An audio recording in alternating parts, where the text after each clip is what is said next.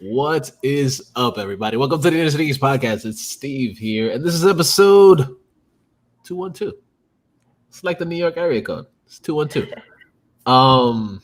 Joining me today, I have Alex. The safety word is banana. Yeah. Word. I got Franny. What's up, bitches? Long time no see. Word. It's been a while. And I got Renee. What's up, guys? How's it going? It's going fucking fantastic. It's hot as fuck out here, but yeah, it's all good. It's 100 degrees outside. Yeah. Like 85 and it's like 10 o'clock at night. Yeah. It's hotter than the devil's dick out here. It fucking sucks assholes. I think his dick might be a little bit hotter. It's the devil's dick. I think that it's unfathomable. My two favorites. My two favorites are it's hotter than a taint. It's hotter than a taint and hotter than my ex's crush. Wow. That's a real good one. And she had one of us to do. Yeah. Penicillin is your friend. It really is. It's a good friend.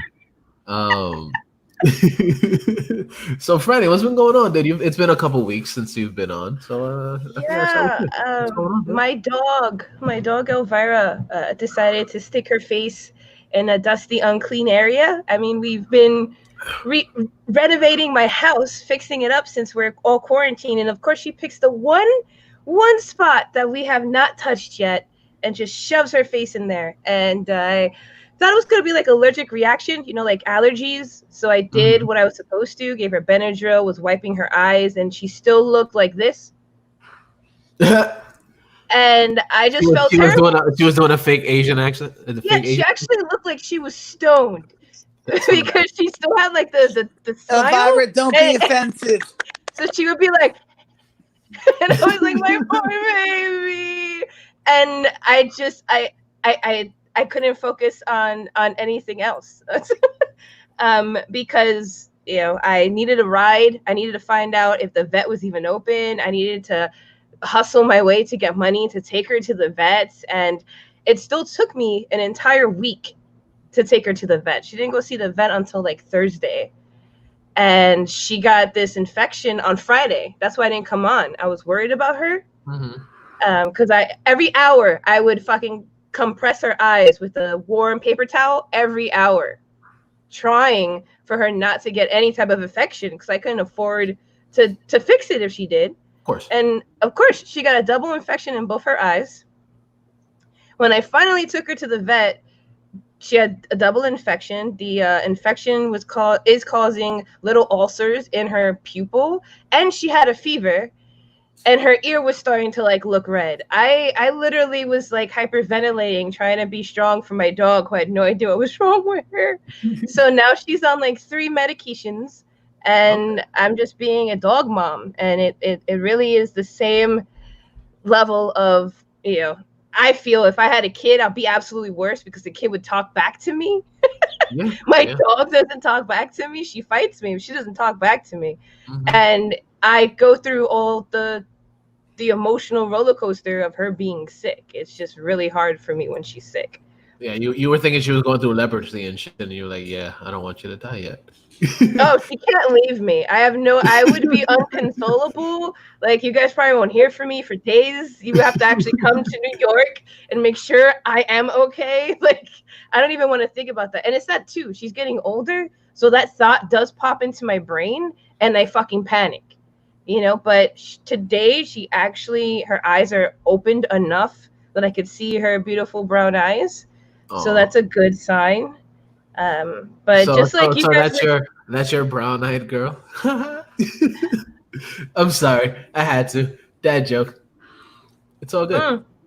She's my China girl. China girl. Okay, she's a Shih Tzu. Okay, she's from China. She's a tiny lion. Those are great dogs. I think I texted you this, but when I was in Chicago, I lived in a house full of them. and it was a house full of people who don't do anything, so the dogs weren't trained. So like imagine a house with 4 Shih Tzus that aren't trained. That's insane because she's Yeah. trained. She's great. If we were still living in Jersey, I could walk her off her leash, but I don't trust other dogs. They're really smart. That's a really smart breed. Yeah, and loyal. And they bark like a motherfucker if you don't train them. Oh, she doesn't bark that much. All right, the ones I had 4 in the house I was living in, man. Like that shit still haunts me in my dreams. Like, woof, woof, ah! Like, dude, they're so loud. Like, I don't know if she's gotten like upset or scared when she took her out, but no, yeah, with the fireworks, with the fireworks, yeah. she gets scared. Everybody's getting crazy, but it's not like she gets scared. She gets angry. So she starts with the long, and then she just starts barking like a big dog, like she's gonna fucking gut you. And she goes to the door and to the window, and she's just there like a little tiny bulldog. She's intense. Like, other than that, all my cats are other scared than that, she never barks. She doesn't even bark at other dogs that bark at them. She looks at them like ill, and like just keeps walking. Huh? Yeah, I trained her. Oh wow, good shit, man. Good job. Mm-hmm. Oh yeah. Yeah. Also, I've been knee deep in comic books because that's the only thing that kind of like keeps me zen nowadays. And I got the Batman Who Laughs finally. Okay. And I'm almost done with it. Wow. I couldn't put it down. I couldn't put it down today. I read like 3 of the. That's what I love about. That's what I love about Scott Snyder. Scott Snyder's a really good writer. Mm-hmm. Like his shit is pretty on point. Okay, so don't hate me for any, but I'm really anti that.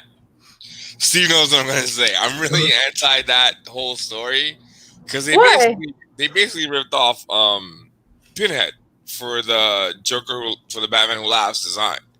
Like it's literally like Clive, to me, Clive Barker should sue them for stealing that idea. I like the idea behind the Metal Man, but like when they designed the Joker Who Laughs, like it's really heavily influenced. And you as a horror chick should totally catch it. Like it's a and that's why I like it.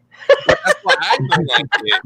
But see, like when I was reading it, my niece came in and was like, "Oh, Titi, now you're reading horror things. You watch horror movies, and now you're reading horror things." I was yes, I am. I mean, I get that, but to me, I'm like, be original. There's so many ideas. The story is still original. Like I get it, but like the metal piece across his eyes is made out of dark matter. I thought that was pretty dope. I thought it was just there. I thought it was just there as like a fucking helmet, you know. And then I found out it was actually being used for something, and I was like, I'm gonna read it because you said it was really good. I'm gonna read it on your recommendation. Because honestly, me, like, when it first came out, I was just like, you know.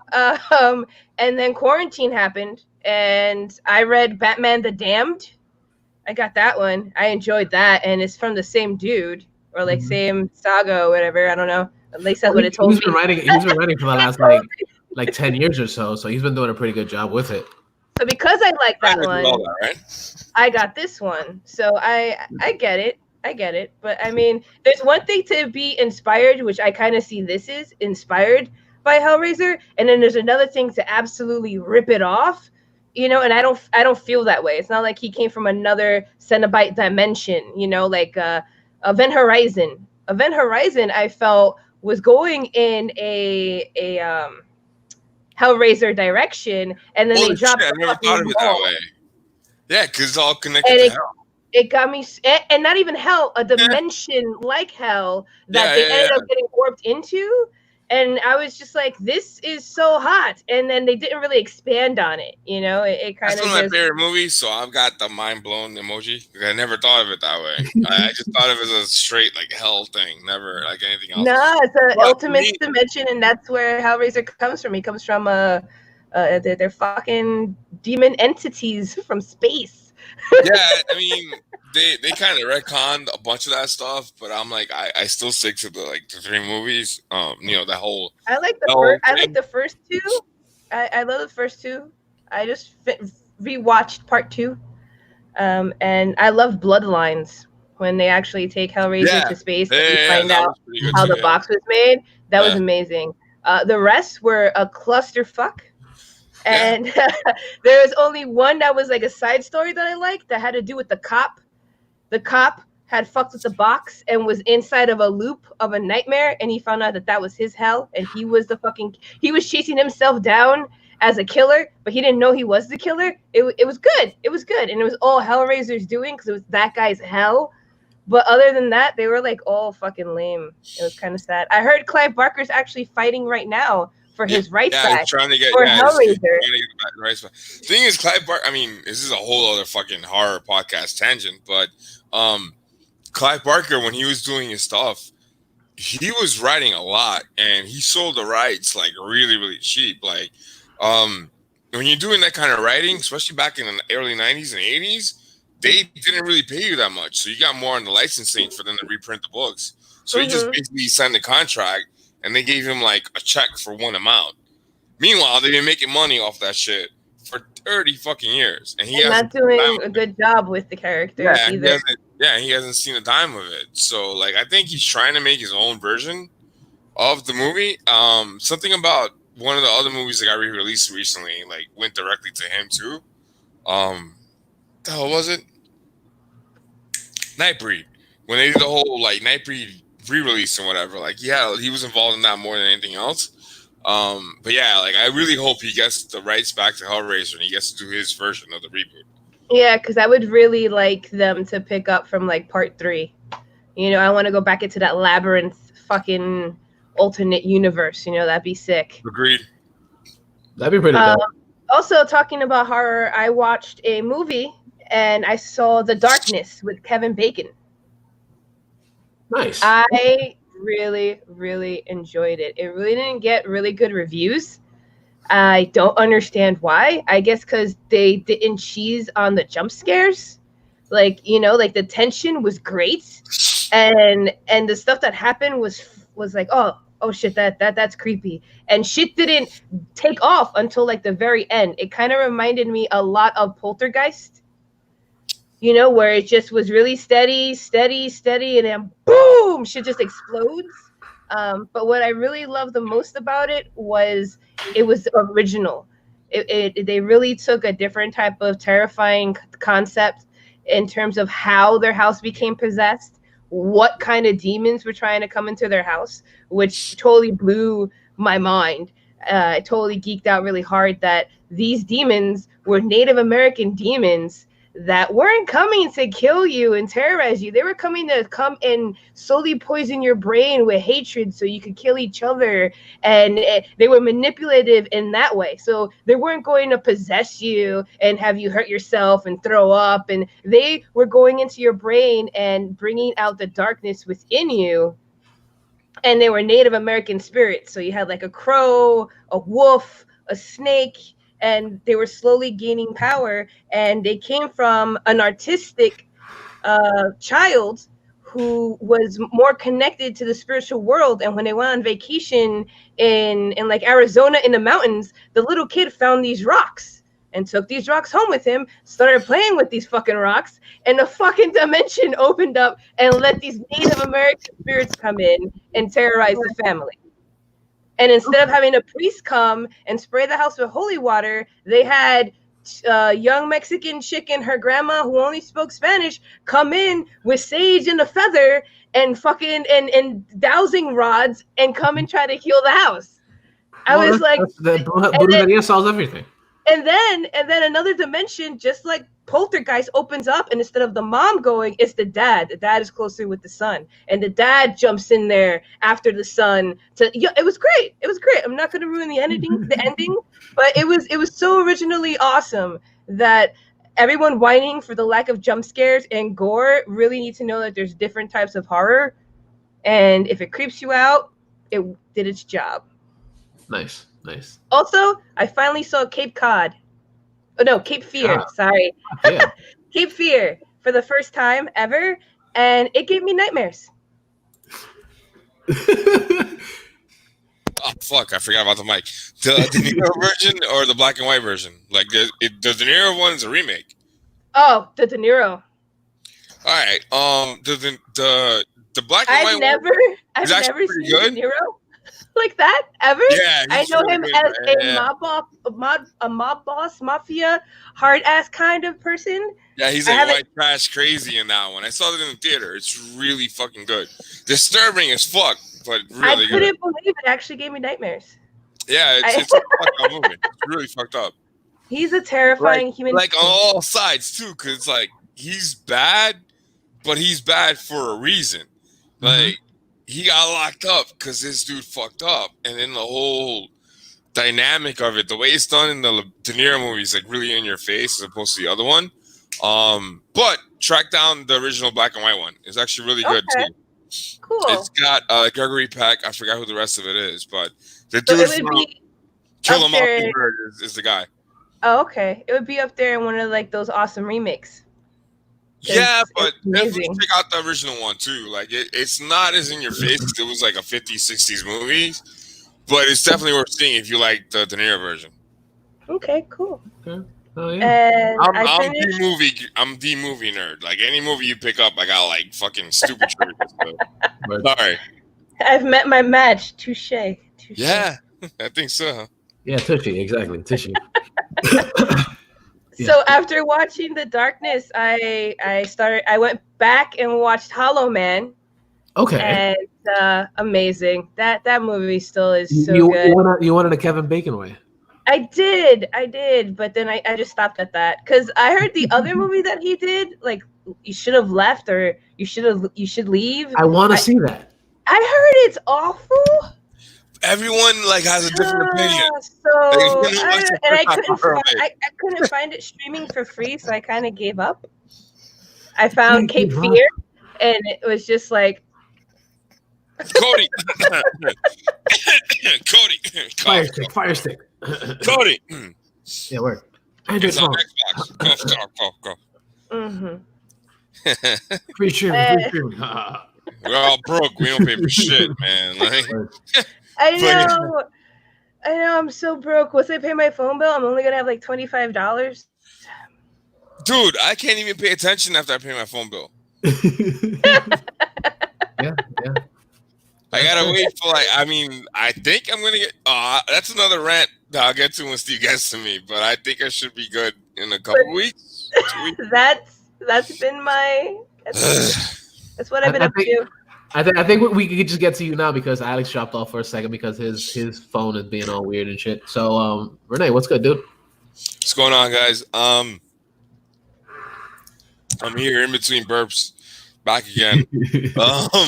It's been a weird 2 weeks, man. I've been dealing with my own personal shit, people I don't know, or I mean, I don't give a fuck at this point anymore because like everyone knows except for Franny. But I've been dealing with like my mom's estate, and it's like pulling teeth from really rich people. Like, whenever you see a TV show or a movie that talks about people dying and there's like a will involved and an inheritance involved, that shit does not happen like in the movies and TV. It takes a while. Like, it takes a long while. And I'm dealing with what, 2-3 months of this shit? And I still haven't gotten the life insurance. Still haven't gotten a check from who I'm supposed to get a check from.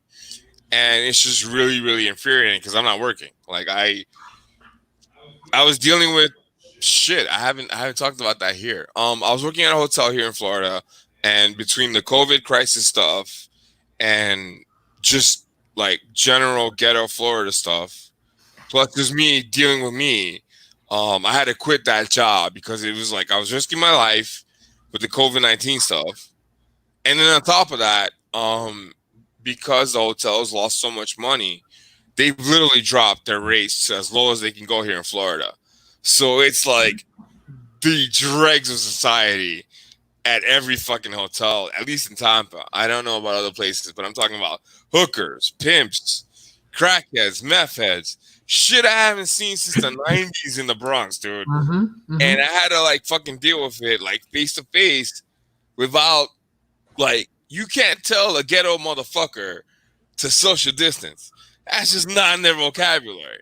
So, like, I imagine dealing with that shit for like 40 hours a week. I couldn't do it.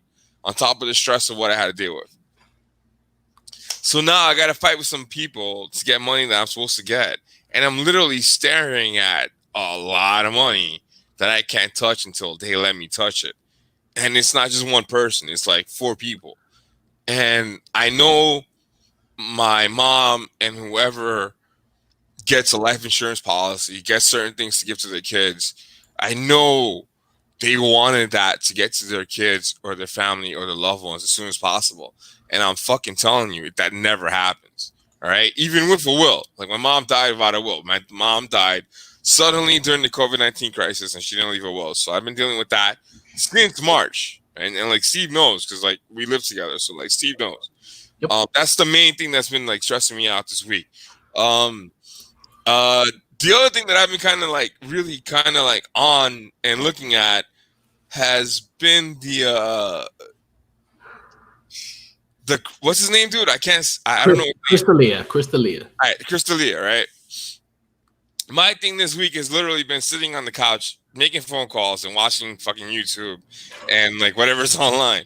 And the Crystalia thing happened this week, right? That whole thing just dropped.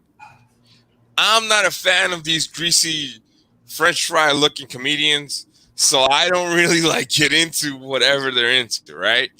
But this morning and yesterday, I kind of like got bored and started reading all the shit that was going on, right? And I'm like, he didn't do anything really wrong. Can you tell me exactly what you're talking about? Because I've been staying away from all of that because it's getting fucking ridiculous. So I'm not even paying attention. All right, cool. So then I'll break it down for you a different way than it's been broken down for everyone else because everyone else is just jumping on him. And again, I'm not a fan of his work. I'm not a fan of him. I can't stand these fucking 2020 comedians. But basically what happened was he's been talking to young chicks, like young women. But wait, stop. But they were like 18, 19 years old. He literally did the Puerto Rican quinceañera and waited for some chick to turn 19 before he talked to her.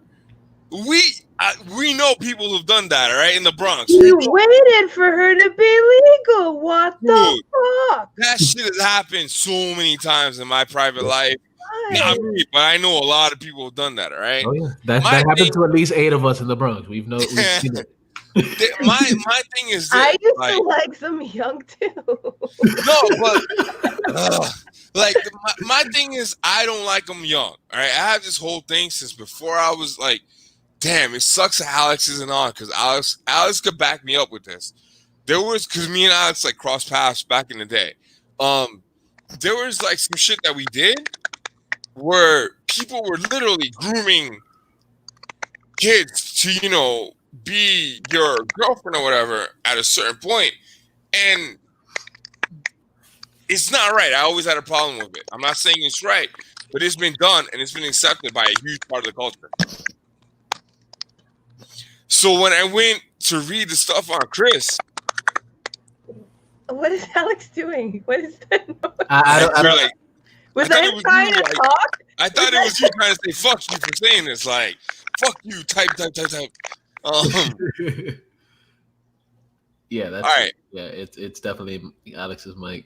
Okay, so basically, Crystalia had a really bad habit of reaching out to young women, like under 20, and he would talk to them, but he never like touched them, never had sex with them. From what I read, all right, I might be wrong, but he never crossed like a physical line. Right. Meanwhile, this whole week, he's been attacked really hard, worse than Louis C.K. was. And what Louis C.K. did was like really bad. Like the Louis C.K. thing. Oh my god, I'm sorry. I find Louis C.K.'s situation so funny. And as a female, just knowing Louis C.K.'s stuff. If I went to his hotel room and it's Louis C.K. and the motherfucker goes, "Do you mind if I start jerking off?" I would start laughing and be like, "Whoa!" The one with the tits said it tonight. The one with the vagina said it tonight, not the penis haver. The vagina haver said it tonight. Because, like, I wasn't surprised to hear that Louis C.K. did some shit like that because it's Louis C.K. Because like a couple of comics had mentioned it, so and they never really said it was him. But I had kind of figured it out when they said it, and I was like, "Holy shit, that was him!" It reminded me of when I got flashed when I was like 10 years old by like another 10-year-old boy that was like my dick, and I was like, it's small. But that's not even. But again, why are you showing that honestly isn't sexual harassment or abuse. That's kids being curious, and that happens. Right. And I'm just saying that's exactly how I saw Louis C.K. as a fucking immature kid. But he's an adult, pulling his dick out in front of other adults. That's a huge difference, man.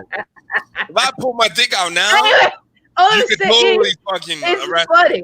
Like, it's funny. And it's if you not. It really isn't. It's not. I think it's funny. Okay. Have you ever been in a situation where you're completely uncomfortable and you can't leave that room because you think the person making you uncomfortable is in charge of you in some way? Exactly. We're not these women that were dealing with Louis C.K. I wasn't talking about the women. I was talking about me if that Louis C.K. did that to me and just what Louis C.K. did. I'm not talking about those women. I'm not judging what those women did or how they did it. And I really don't care what they did. I'm talking about Louis C.K. and what I think of the situation. So it's not about judging or anything. It's just saying that. Well, maybe it's a little judging. Like I agree with. If you're locked in a room and someone does that and you can't leave, that's fucking terrifying. But that's not what we're talking about. Okay, I mean, I agree with the Dave Chappelle kind of line that like they should have said something and stopped that shit before it even got to the point where he pulled his dick out. But that's a whole other topic. My point is that what's happening with Chris D'Elia is like completely taking a life of its own, and like he didn't break any laws. He didn't like go after any of these people. He didn't pull his dick out. Yeah. We're on the same page, bro. He didn't whip his dick out. He didn't fucking like chase these girls or women. They're not girls, they're women, right? And that's the other thing. It's a double edged to certain things now, because like to certain people, if you're over 18, you're an adult. But with that becomes the adult responsibilities. And I personally think you're not fully grown until you're 25 or so. Like, I don't think you've dealt with enough. With anything. I don't think you're grown until you're fucking 30. Like, sorry. It's really, I mean, I did more crazy fuck shit in my 20s. Yeah, but I mean, that's still kind of part of growing up. I feel like when you're in your 20s, you are still a kid. You're a kid that thinks they're a grown-up, and you haven't even touched the surface of what a fucking grown-up is in your 20s. Where'd you find her, man? No, I like her. So, like, I say 20, under a rock in the 30, darkness.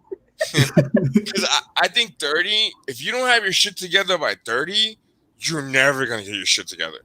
Think about the losers we know in life, where they were at 25 and 30. They were still at the same place they were at 25 when they got to 30. I don't associate with losers, and I don't remember the ones that were around. You're a fucking unicorn. Hey, that is a perverted word now, sir. Yo, unicorn is a weird sexual thing I don't know about. Nah. A normal unicorn? Yes, I'm a normal unicorn. Not like fucking My Little Pony unicorn. I mean like a real unicorn, magical. From Legends. From Legends.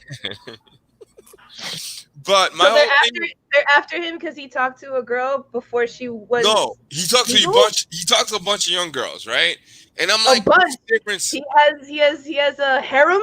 He has a gaggle. He has a grouping. He has a cult. He has a cult of young vaginas, and everyone's jealous of him. Yeah, and then like I was asking Steve about it because I'm like, I'm not really into the comic, like stand-up comic scene or comedy scene.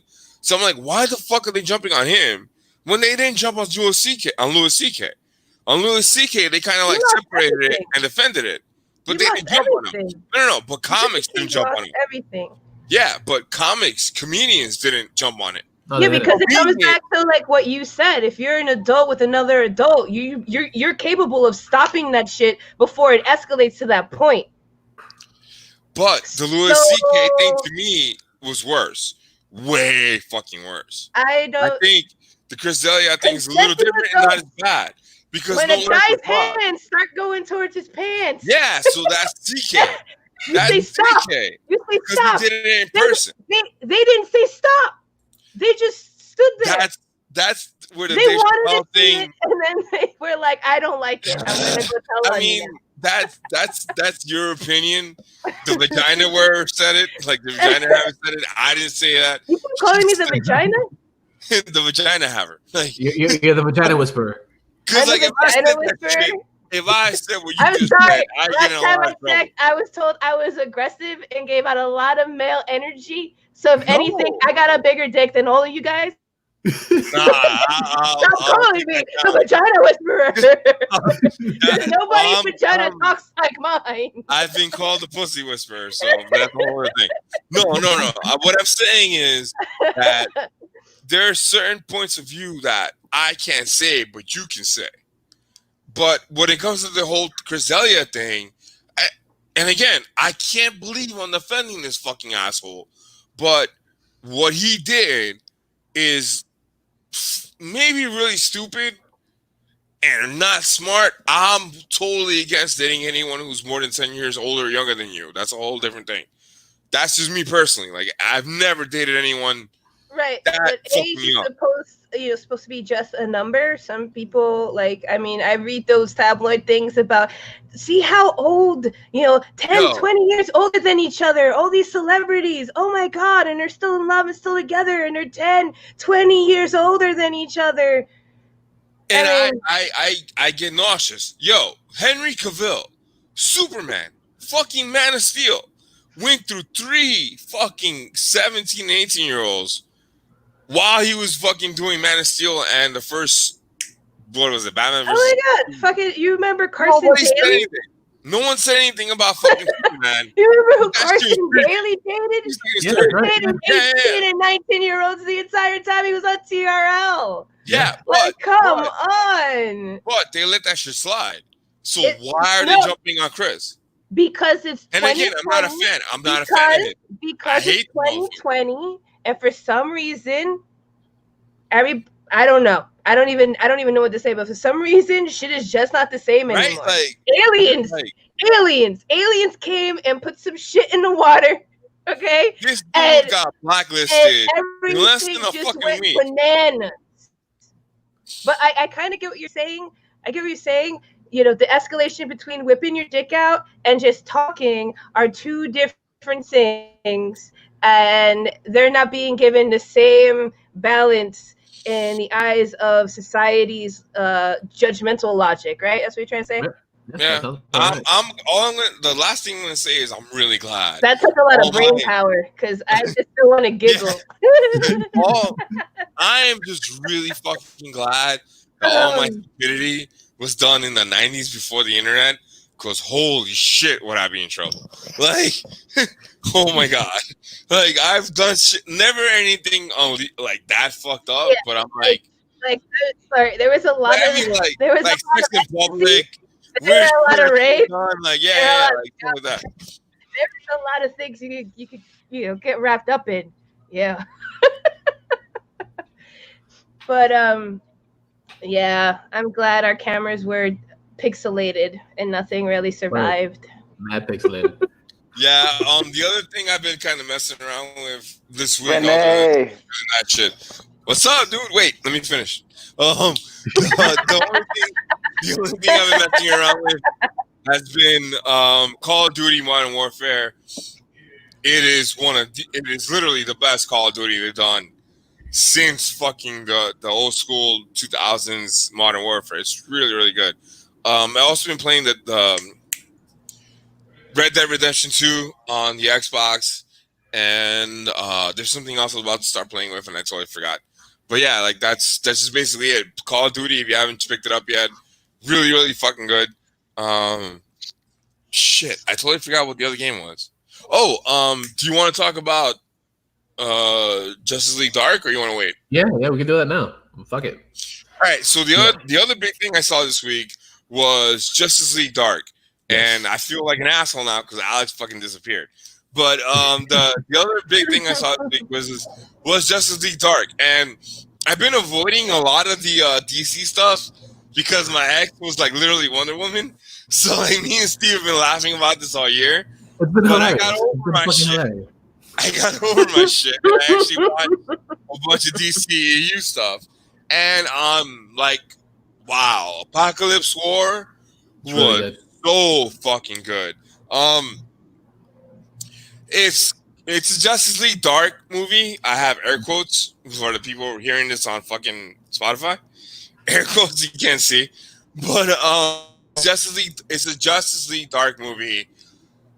But it's not like the other one. The other one had like Swamp Thing and more of the mystical people from the DC universe. This one's basically a real Justice League story, and it's the end of the cartoon movie universe version of the DCU. Right. Steve, you take it up. See, but the reason I think they considered it a Justice League Dark movie is because Constantine is the one that brings everything together within the whole universe for the Justice League or whatever in the DCU or whatever. And he's the one that they need the most and they rely on the most because he's the only one that really has powers at this moment, because there's been a lot of shit that's been going on since the last one. I guess spoiling it a little bit is that like a lot of the characters, a lot of the DC heroes that we know lost their powers. And nobody has any rights to anything. So the only one that really has powers at the moment is fucking is Constantine, and of course there's what's her face fucking Raven and a couple of other people here and there, but Constantine is the only one that actually has the only one that can actually do anything in the entire DC Justice League or whatever. And it's really fucking cool the way they put it all together, because you get to see how they all wind up interacting without their powers, because of course you're trying to figure out what the fuck is going to happen, how they're actually going to solve this, how they're going to actually defeat fucking Darkseid, because Darkseid is the epitome of a badass. So yeah, it's really fucking cool. I love the way they fucking put it together, and I love the way they fucking just presented a story that we haven't seen before. Yeah, man, like it's a straight up comic book version movie. It's a straight up movie, not really taken from any of the comic books. But they also touch on a bunch of shit that's happened. They definitely reference and touch on Flashpoint. The story really, and the cast is fucking amazing. They took it to places that I had no idea. Like you can watch it and not see any other DC cartoons and still get what's going on. Because there are some things here and there that I might want to see, and to just get a little of a taste as what's going on. But it's not something that you have to watch at all the other DC shit. But it does make sense to just give it a taste. Just dabble in just a little bit. But yeah, it's definitely a watch. No, I agree. I mean, I'm the one that fucking told you to watch it. And shout out and thank you to the producer who liked my tweet, because I actually really I geeked out on that because I said a tweet and he fucking liked it. I love when that happens. I said some nice comment to Seth Green and he liked it and like he thanked me and I like totally jizzed in my pants. Is that possible? Yeah. Of course it is. Totally changed my whole view on you, but okay, continue. And I got a Doom Patrol like on my stuff today too, which is awesome because I fucking love Doom Patrol. Actually, I'll talk about Doom Patrol later. Justice League Dark Apocalypse War fucking nailed everything that the DC comic book universe and the DC movie universe needs to fucking get. That you can take all of this fucking convoluted bullshit and just put it into like one or two movies and just put it out there. People will fucking enjoy it.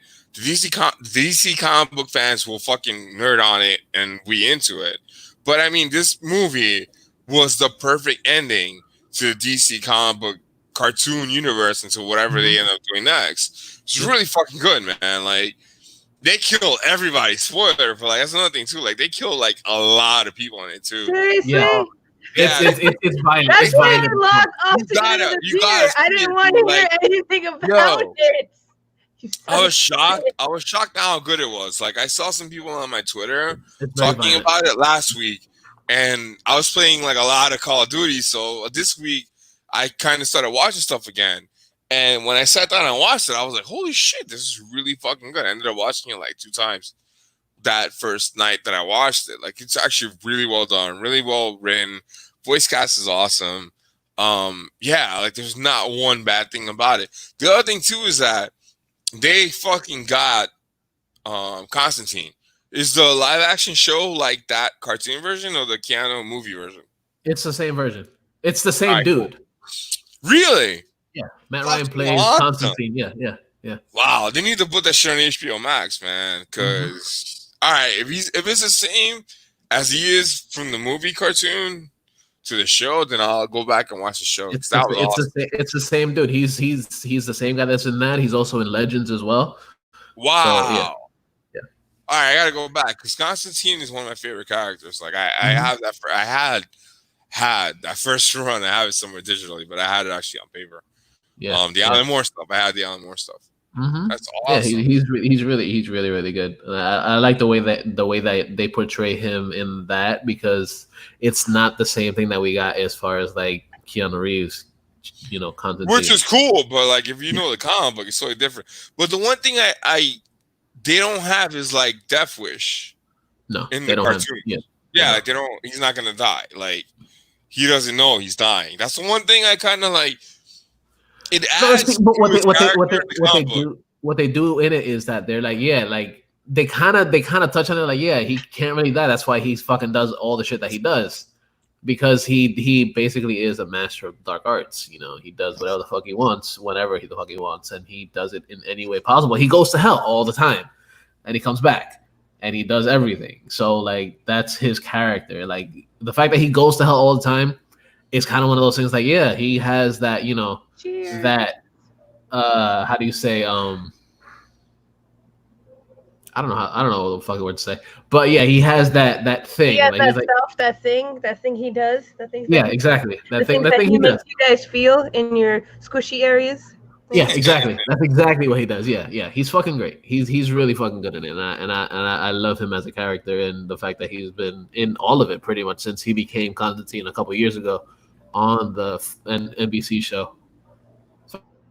I got to catch up on that because I love because I ended up watching the other one first because I was like, I thought it was a sequel to the other one, so I ended up watching the other one first, and that was pretty good. That was a straight up like dark magic DC story. Like Batman's hilarious. I only saw the one with Constantine and Batman and Magician Girl. Yeah, that was the one. I like that one. I saw that one. That one's fucking hilarious because like Batman's always going like, like when something like that, but he does it in the new one too. Like every time some shit happens that he can't control, he's like, it's really good, dude. Like because it is that he has to accept the fact that magic is real, and now he needs to learn it. Now he's like a magical thing. He's logging it away. He's I gotta find out how to do this myself. He's also like, yo, like I don't know how to solve magic.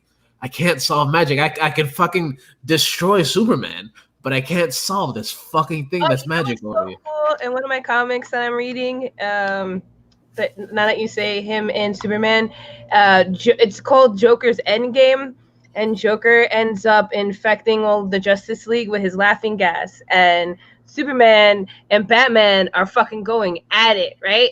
And Batman throws it in his face. He's like, you can't hurt me. This suit is like the bomb, right? So he pulls an Iron Man and he takes Batman all the way out into the atmosphere.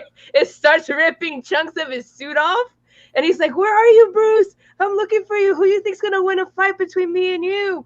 and Batman spits in his face. He spits kryptonite in his face, and as they're falling to the fucking water, to the ocean, he's like, "Oh, Alfred calls this kryptonite gum, by the way. And who would win a fight between me and you?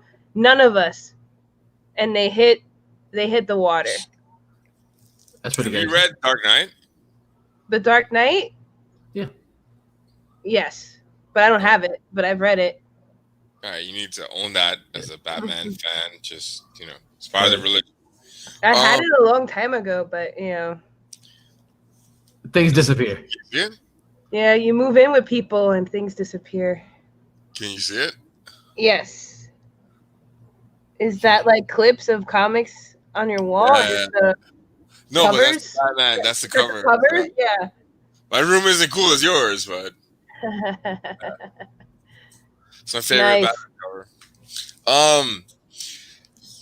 The Batman as a mythos and as a character and all that fucking bullshit it's so weird now, and it's fucking crazy watching it and like reading it being done well. If that makes any sense. No, that I have no idea what you just said, but I'm just gonna nod. All right. The Batman, the way Batman has been portrayed throughout his entire fucking like long comic book career and everything. Mm-hmm. I love the way it's changed over the years, and I really think that like the stuff that's coming out now is gonna be great. But man, I'm so not a fucking fan of the Joker, the Batman who laughs. Really not a fan of that. I absolutely adore it, especially the story concept. The story concept it's all psychological. It really dives into Batman's psyche and the reason he became Batman, and who he is what's going to, help him actually overcome the Joker toxin that is rampaging through his body. That even if he gives in because he only has like a week before he completely changes, he needs to keep in mind that who he is will never change because of Batman's morals and his like inner love. And you get flashbacks and insight of like him with his parents, what happened after his parents died, his relationship with Alfred. It's a very emotional and psychological kind of story on the whole who Batman is and why Batman does what he does. And now he needs to really take inventory and clench his ass cheeks and hold on to who he is while dealing with this whole fucking Joker toxin. Okay. And what was crazy, total spoiler, so you guys should like put your earmuffs on if you don't want to hear this. The huge spoiler. Batman's Joker, not the Joker from another multiverse. Our Batman's Joker kills himself so he could infect Batman with the poison because he wants Batman to stop this crazy Joker Batman. The Batman who laughs. So Joker actually sacrifices himself to Batman, and they have a little tiny conversation, which kind of reminded me of like Lego Batman, when Joker's like, "Yo, man, I like you. I've always liked you. I like challenging you." He was like, "I don't want to kill you, but I don't want to lose either. So technically, I want us both to like win, meaning we both die at the same time." He was like, "So I'm here to help you." Yeah, that's what I loved about it too. Like, that's what I loved about the Lego movie, especially because that's the character you expect. That's what you kind of think. Like they don't physically mention it, but that's what you pretty much fucking think. Like they can't live without each other in a way. I mean, he says it in what Dark Knight. You complete me. Yeah. Right. But for the actually put in a comic book where Joker literally takes a gun and shoots himself in the heart in the Batcave, and he's like, the only way you could beat him is you need to become him. And Batman, of course, saves him, but he already gets infected because Joker has the poison in his body. It's in his heart. He always had it as a failsafe. So if anyone killed him, they got infected and became the Joker immediately. So technically, Joker would never die. That makes sense, kind of. Hang on. This is The one you're reading, not Death Yeah, of the Family? the Batman. No, Batman Who Laughs. That's the story. Because he did the same shit in Death of Family. I didn't read that. Yeah, he like basically takes. He ends up like the last issues, like he kidnaps the Bat family and they have a whole dinner thing, and he ends up like committing suicide. Spoiler. Thanks. No, I don't have that one.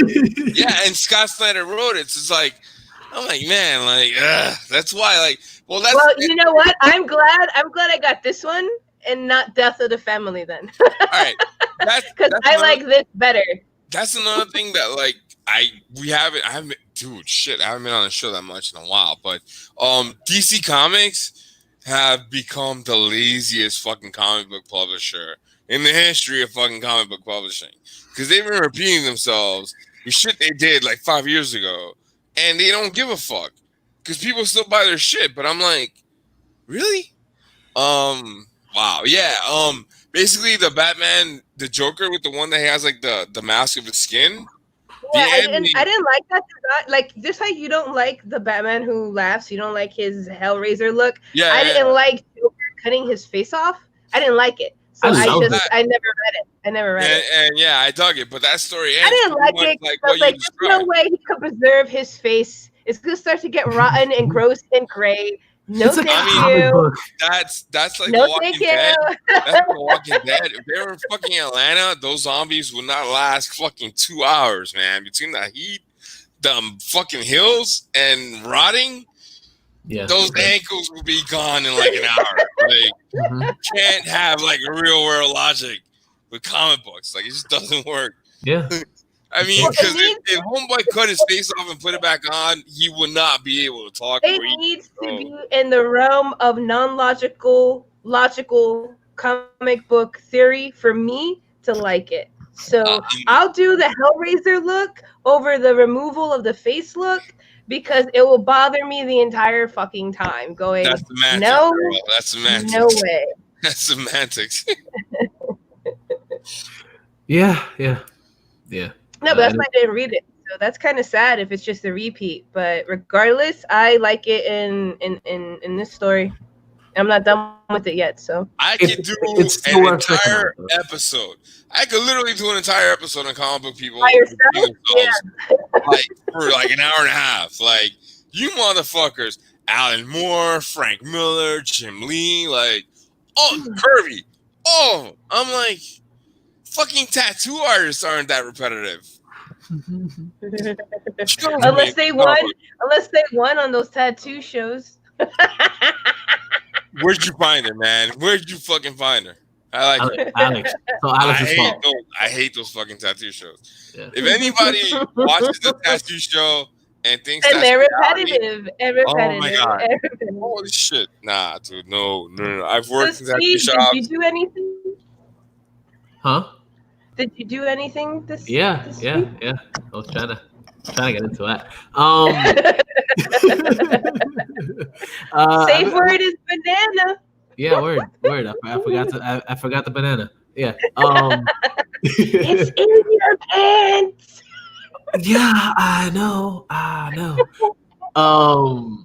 So I watched a few things. That's I guess worth talking about.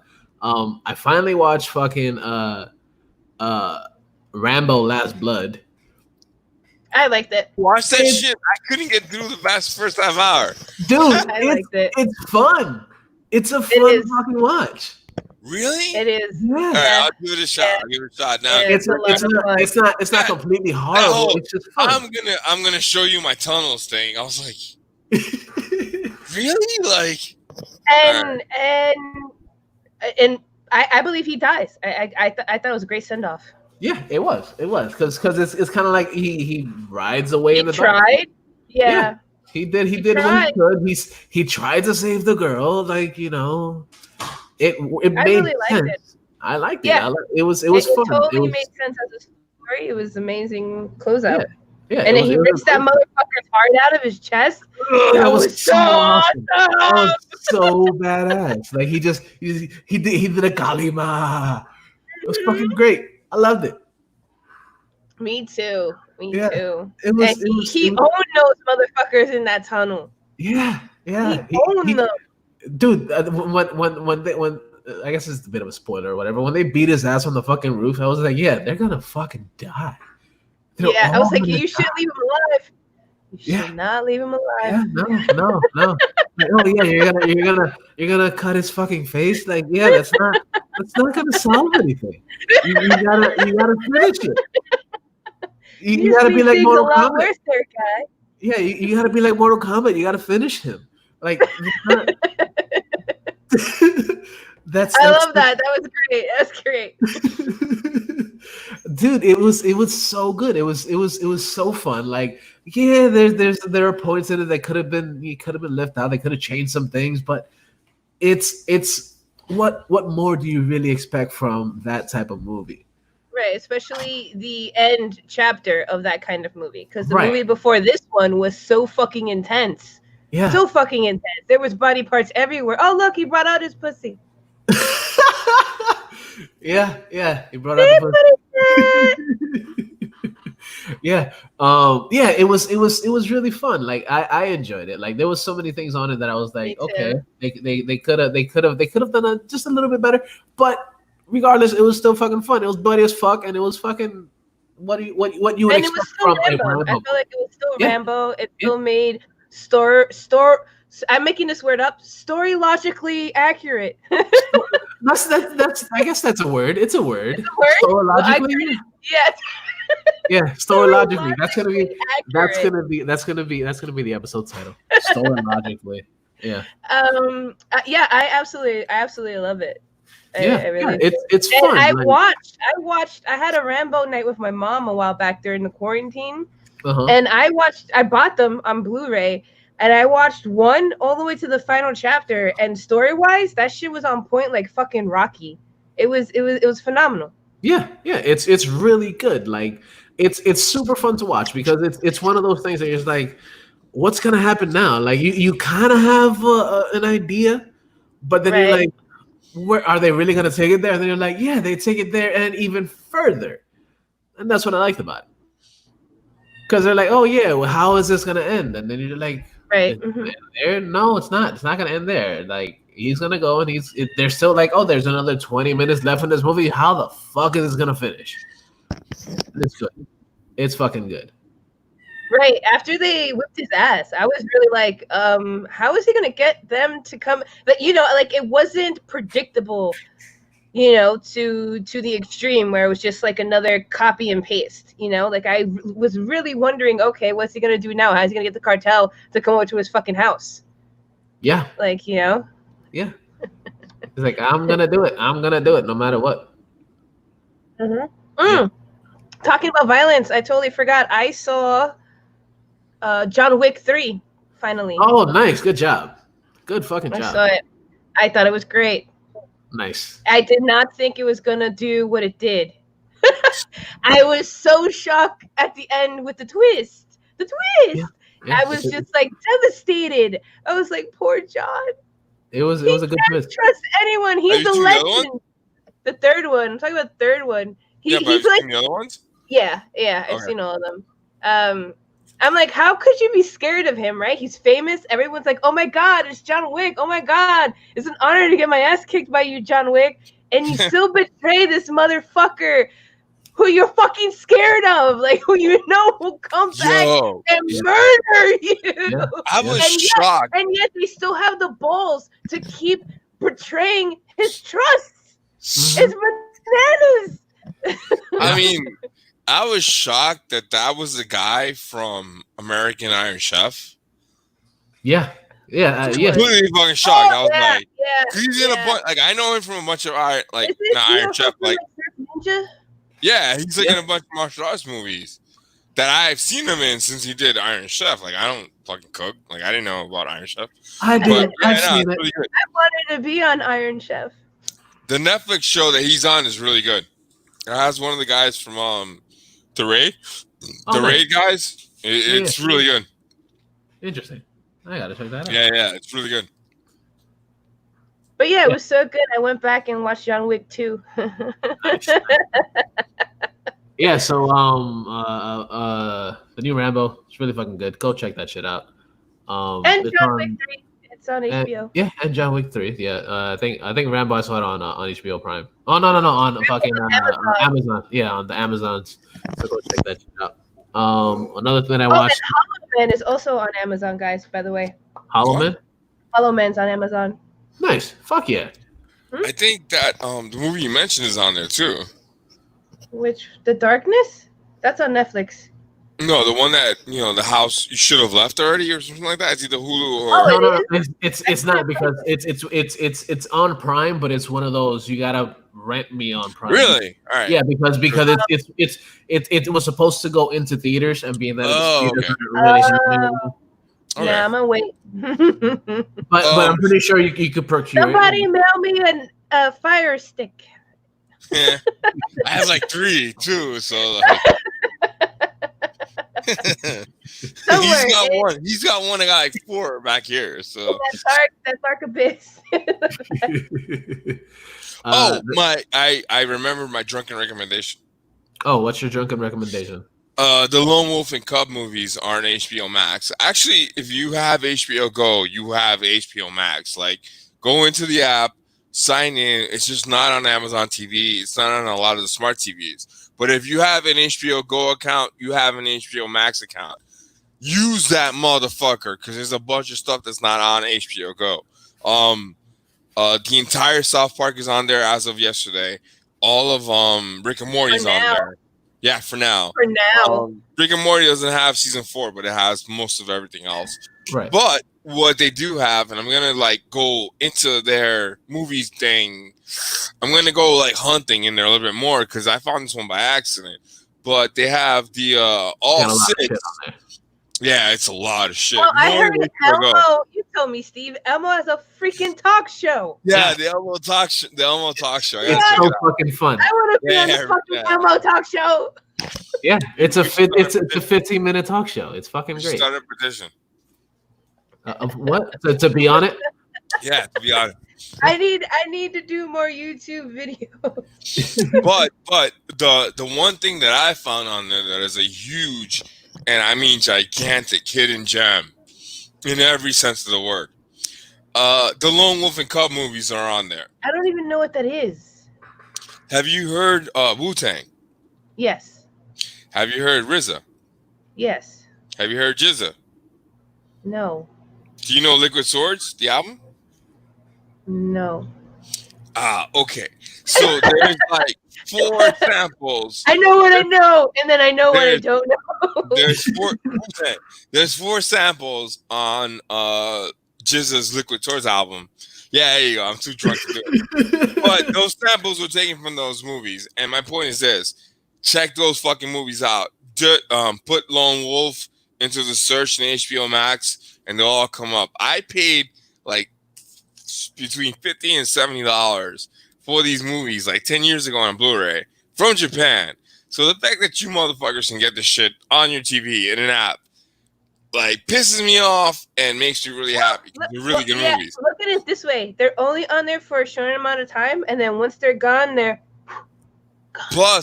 Plus they're the Criterion. Say, you never hear from it again. They're the Criterion versions, which are just as good as my Blu-ray versions, except that my Blu-ray has the English dubs. Has the version they got that we saw as kids in the 80s and 90s. But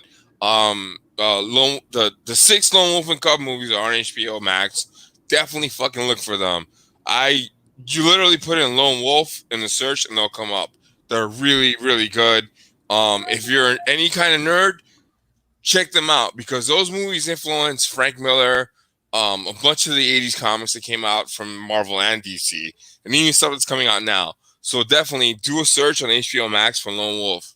Lone Wolf or Lone Wolf and Cub. And you're going to be entertained for at least a weekend because it's 6 movies. Yeah, it's good movies too because it's the best. It's really good. Wu-Tang. Yeah, I totally forgot that's where they got the samples from. So I started watching it again, and I'm like, oh yeah, it's him. It's him and the kid. Lone Wolf and Cub is a comic book. Frank Miller fucking cites it all the time. Like I said, I caught him on HBO Max by accident, And I was like, holy shit. Plus, and I think Dark Horse did a version of it as well. Yeah, Dark Horse is the comic book reprint here, but the version on HBO Max is the Criterion version, which is a really super cleaned up film transfer to digital. So, dude, like, the whatever you pay for HBO is worth just to see those movies. Definitely check those out. Yeah, word. Another thing that I watched, of course, I like the comedies. So, I watched the Eric Andre special that came out this week. I did too, dude. It is fucking hilarious. It is not. Weird. What? And I didn't see it, so I can't say anything. This motherfucker needs to stick to memes. That shit was not funny, dude. Sorry. What did he do? He needs to stick to memes. I thought it was hilarious because, like, I'm a huge fan of the Eric Andre show. If you like the Eric Andre show, you'll like this. I don't even. Is that to do with the Afro? Nah, he's the that meme. That talk show. That meme with somebody. That meme. Afro. Stop, Nina, stop. That meme where they do somebody on a chair. I vaguely remember that, and it was to do with like a late night talk show on like Adult Swim. Yeah. Sorry, I'm so sorry. Yeah, that's him. Yeah, I know. If you have an afro, you have an afro. There's nothing wrong with the word afro. I found his humor kind of dry on that show. It's fun. I like his comedy. I like what he does, and the way he portrayed it in a comedy special was really good because, of course, he doesn't go about comedy the way that other people go about comedy. Like he has. What exactly does that mean?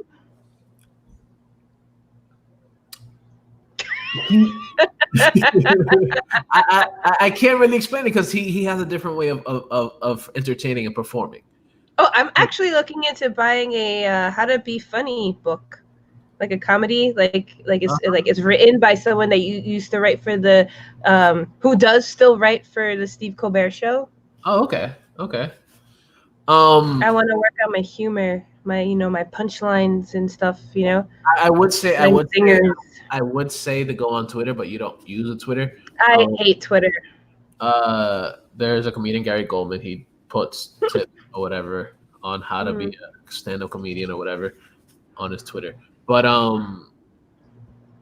yeah, he has a different way of portraying comedy. Like it's not the same shit that you would see on a regular basis. So if you, like I said, if you like the Eric Andre show, you will enjoy this special because it's along the same likes as that. It's not necessarily the exact same thing you would see on his show, but a lot of his humor is pretty much it carries over. And it's really good. It's fun. It's different. I'm different. Yeah, exactly. You're very different. Another thing that I watched this week was that I still actually I should I talk about it? I don't know. I'll talk about it. Talk about it. I'm like about 15-20 minutes to finish, but I watched or I started watching The King of Staten Island, and that's it's pretty interesting. On Netflix? No. Oh, where did I see it then? Because I saw that too, and I was like, why do I want to watch anything about Staten Island? It's technically not exactly about Staten Island. It takes place on Staten Island, but tomato. But it's kind of like a slight adaptation of what's his faces from Pete Davidson from SNL. It's kind of like his story or whatever in a way, but it stars him and it stars a bunch of different comedians and Bill Burr's in it. And I love him. I finished his new season already of Evans for Family. Great. Yeah, we talked about it last episode. So good. I devoured it in one day. That shit's amazing. Yeah, I did the same thing. I finished it in one day. Yeah, it's fucking weird. But yeah, no, that means it's so good. I don't. Yeah, it is. It is good. But the reason I say finish a series in one day, that means like you got up to piss like 3 times, and you ate once. Yeah. You drank nothing, and you were just. I drank. I had a big cup of water. Yeah. I had a gallon with a straw in it because it's hot. That's fair. Yeah. But you get what I'm saying? Like you just like the world does not exist. You do not function as a human. You're just there watching it like a potato. Yeah, and the good thing is that they're all like half-hour episodes, so you can sit there for like 5 hours and just watch. Yeah, and not even feel it. Like it won't hurt Like, you. oh, yeah, that's all I did. Yeah, that's all you did. Yeah. I love it. No, I love when I'm able to do that. Yeah, me fucking too. Haha, me too. Yeah. Yeah. Yeah. Yeah, but it's pretty good. It's a fun movie. It's not necessarily a comedy, but it's more like a dramedy in a way. It has a lot of drama, a lot of good points that you get to see both Bill Burr and Pete Davidson run a different course as what we've seen previously, because we haven't seen them do serious roles pretty much ever, because we've always seen Bill Burr just being a loud ass and everything, and Pete Davidson has always been like the dum dum and fucking on SNL and shit. So seeing him actually portraying an actual dude kind of made me like him a little bit, because I liked him, but I liking him a little bit more in a way. I'm not gonna say like, oh yeah, I'm a huge Pete Davidson fan now. No, I'm not. But like, he's good enough to actually sit and watch, because why not? But but yeah, King of Staten Island's pretty good. So go check it out. Go check it out. It's fun. It's fun. And I guess this leads us to our next shit. I've been listening to a lot of music, and yeah, no record list this week, people. Oh yeah, I saw that you posted on your Instagram, right? The stuff you were listening to. Yes. Yes, and it's there's a lot of good music. So both songs that I'm playing today, I posted on the Instagrams that I'm gonna be talking about. And the first song that I'm gonna be talking about is from a dude that we haven't seen in a long time. Of course, we're talking about Chester Bennington. Of course, he passed away a couple years ago. And this band that he was in before Linkin Park was Grey Days. And Grey Days is basically, I'm not gonna say like a metal band, because they're not metal. They're pretty much like a kind of like a hard rock band in a way. They're really good. They're fun. Their album is really good. It's if you like Linkin Park, you would enjoy this, because it's kind of like the softer side of Linkin Park, minus the rapping. It's literally just him singing. It's good. It's good shit. Because what a lot of people don't like about Linkin Park is because all the rapping and shit. Some people don't give a fuck about it. I didn't like their remix. Right. Their that was remix fun. album was straight garbage, as far as I was concerned. I really didn't like it at all. I felt betrayed. Mind you, I was very young at the time. I was like, what the fuck is this bullshit? She said it. She said garbage. It had to show up somewhere on the episode, right? But yeah, Grey Days. It's a band that he basically started out before fucking Linkin Park, and it's a very very different sounding thing for him. If you're used to listening to fucking Linkin Park, and you want to see where he started, Grey Days is actually a good place to start, because of course there's nothing really else out there for him besides that, because of course they didn't really record anything, they didn't really put anything out back then. So this is basically all it's found footage basically in a way. So the band that they're still alive, of course, they were like, fuck it, let's put this out and see how this does. Will we get more shit that they possibly didn't have? Who knows? But at the moment it's out.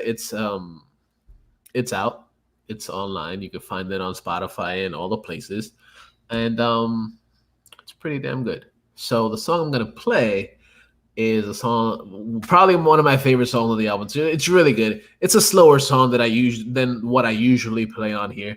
But the song I'm about to play is Grey Days, and it's called Just Like Heroin. So check it out. It's fucking awesome. And we'll be right back.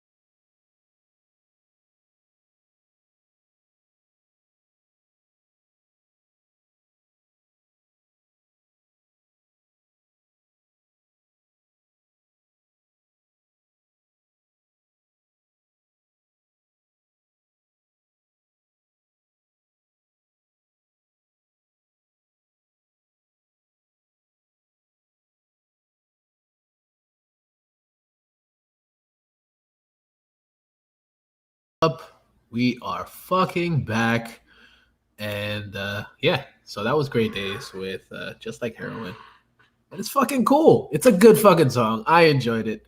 Um, the fact that it's something that we've never really heard from, because it was probably recorded like about 10, 15 years ago.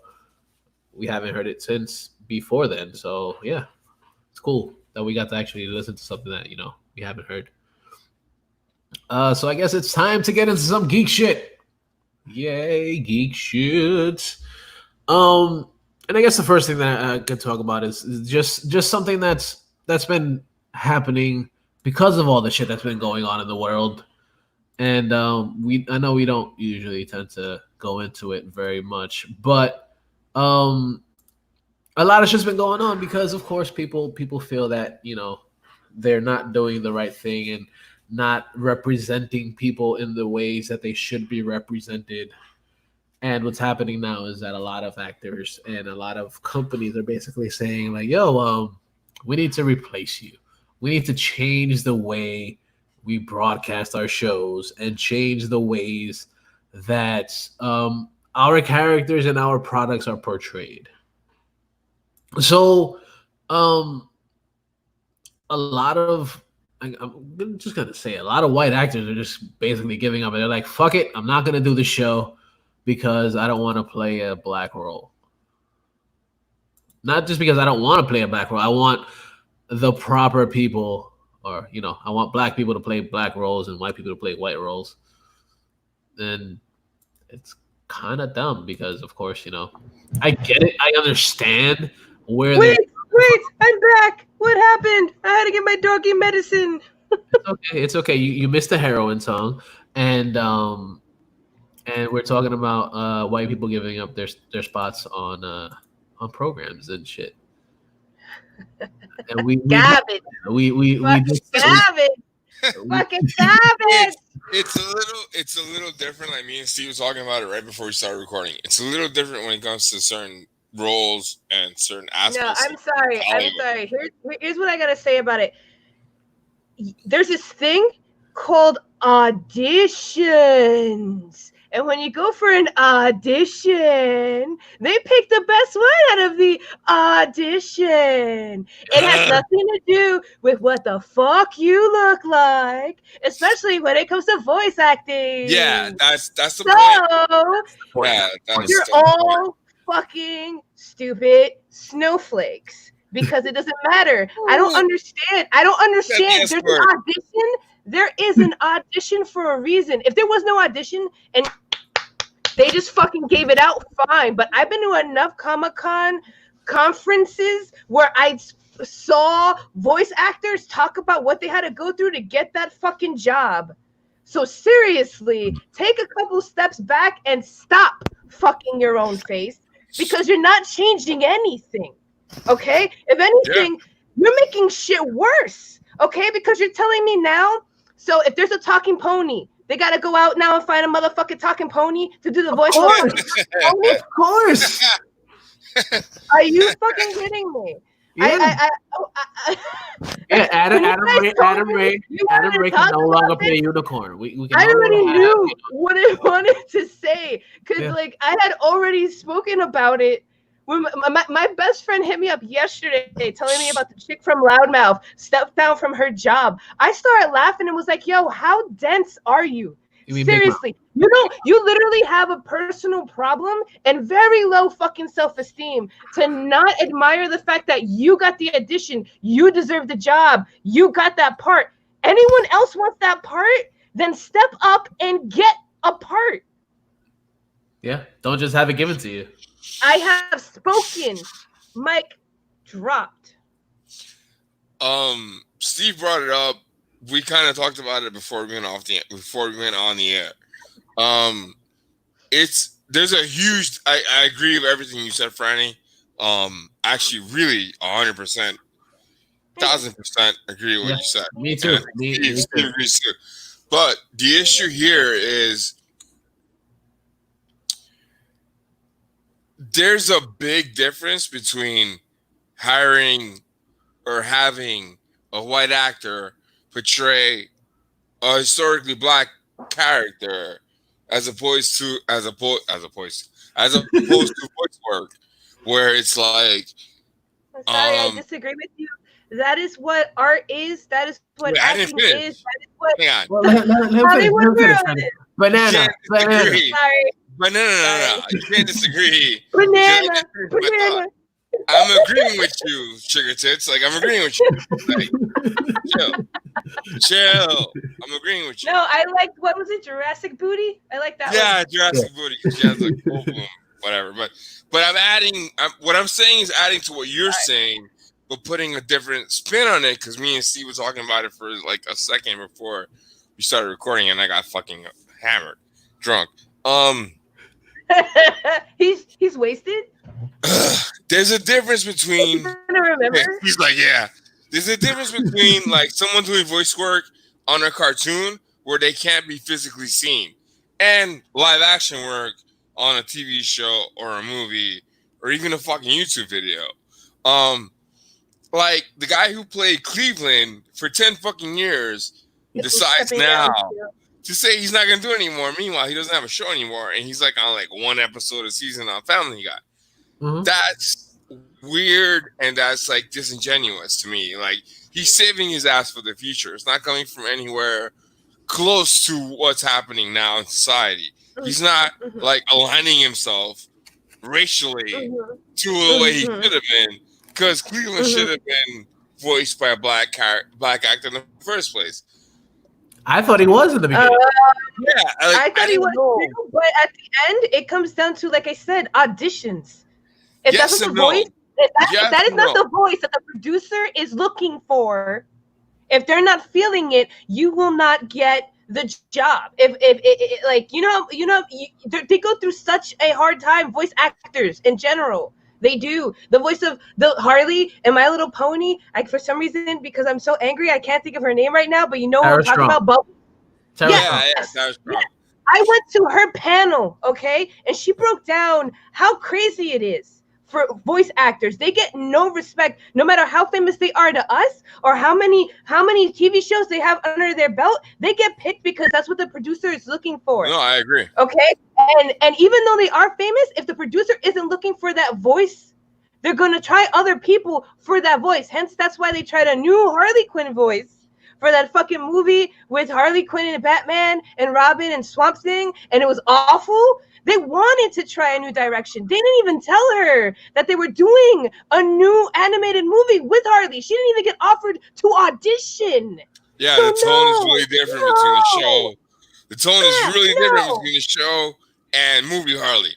Like, I got pissed because I got so into the TV show Harley. Yeah, that's a totally and the movie was like a fucking idiot. But you gotta watch it works. You gotta watch the movie. The voice acting world, it's another ball, and there is no it's not like, okay, Keanu Reeves is famous, he's the hottest actor of that month, he's going to be in all the movies all that month. That is not the case with voice actors. Voice actors get picked for their fucking voice, and if their voice isn't what the director, the producer, the creator, the studio has in mind, in their mind brain holes, they're not going to hire you. Yeah. They're not hiring you for your face. They're hiring you for your voice. Okay? No. This is one area where, like you said, is disingenuous and it's ridiculous. And if it's not disingenuous and they're real, then motherfuckers need therapy. And the whole motherfuckers are insane. They need to come and crop dust fucking pot smoke across the sky and calm everyone down and give everyone fucking therapy, because shit is getting crazy. The other thing that like nobody fucking talked about this on Twitter threads, and I kind of like thought about it after me and you Steve, guys are tweet wars. Tweet. You guys are tweet wars. Yeah. Like, I mean, I can't deal with Facebook. I like Facebook. I'm a little envious because I can't handle Twitter. So like, why not? So cute. Because I'm an asshole and I would get in so much trouble. Yeah, but go for it. You're from the Bronx. No, just be yourself. I don't want to get sued. I don't want to get sued. I don't want to get blackballed. I don't want to get harassed. I don't want to get, you don't have 50,000 followers and you're not showing your tits. I don't want to get. You'll be fine. No, I'll get hashtagged if I show my tits. I gotta be careful with that now. Stop time. I gotta fucking finish laughing. But my thing is, you can't randomly flash people in peace anymore. It's no longer a thing. You get in trouble, guys. You get in trouble. The amount of shit that you see on Twitter, you don't get in trouble for just flashing. Yeah, Twitter's like anything goes. But Twitter's like the Wild West. People are talking shit to the president. It's like a Louis C.K. thing. Yo, like people are talking shit to the president in real time. You can say whatever the fuck you want to say, but that's a whole other thing. Yeah, Twitter's like the Wild West. What my thing? Yeah, it really is. Yeah, Reddit I'll too, but that's the whole I'll thing. go in shooting and end up crucified upside down.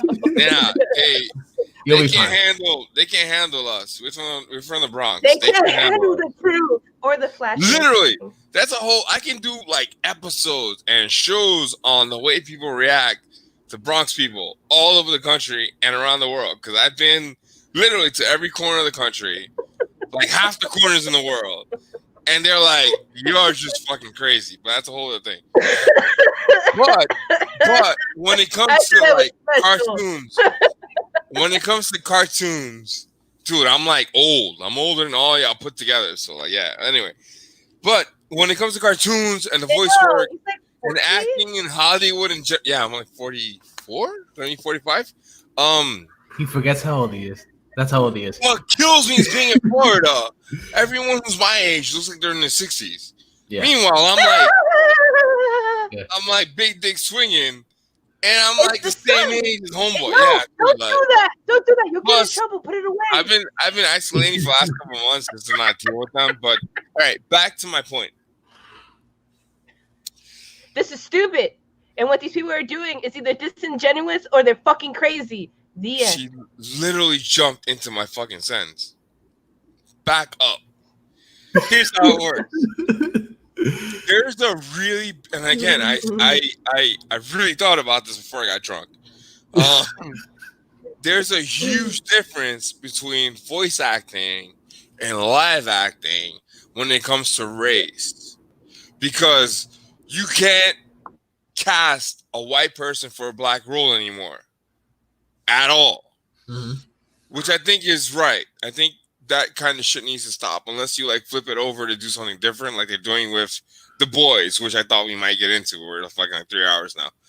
But when it comes to like cartoons, comic books, and live action movies, you can't always hire the same actors. You can't always match the race to the voice actor. You can't always match the writer to the same race. It's just the way things work. I think the voice acting thing.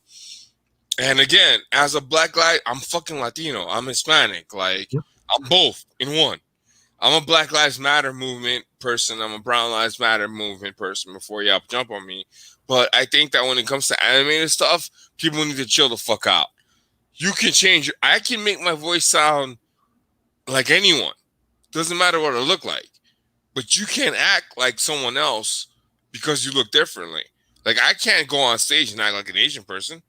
I can't go on stage and act like a black person. I don't look like them.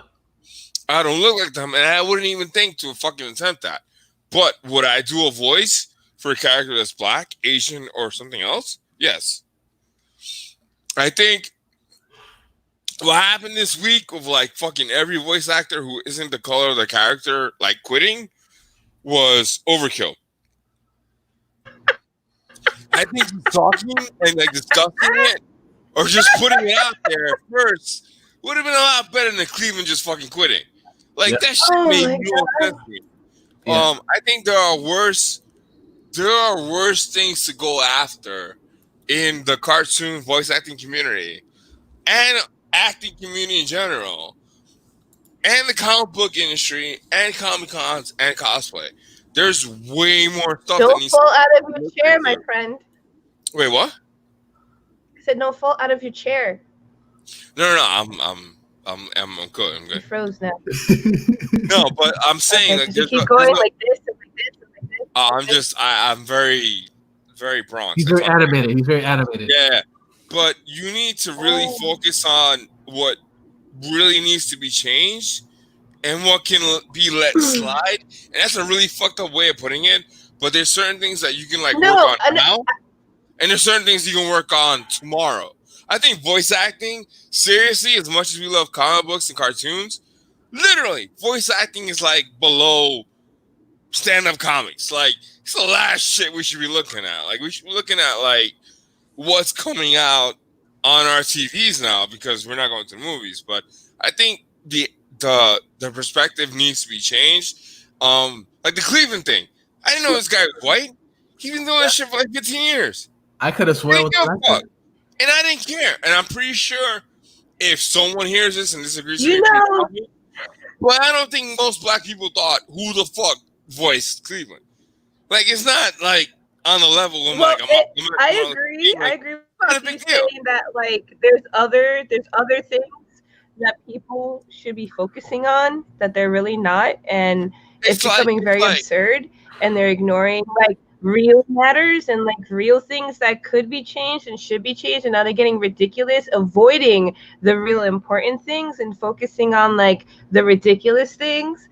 And also, yeah, I didn't know the dude that Cleveland, I didn't know he was black. I didn't know he was white. I didn't care. I thought his character was funny, and I enjoyed watching him on Family Guy and some of the episodes of his show. But did you guys also know that the person from Bob's Burgers that does the wife's voice is a fucking man?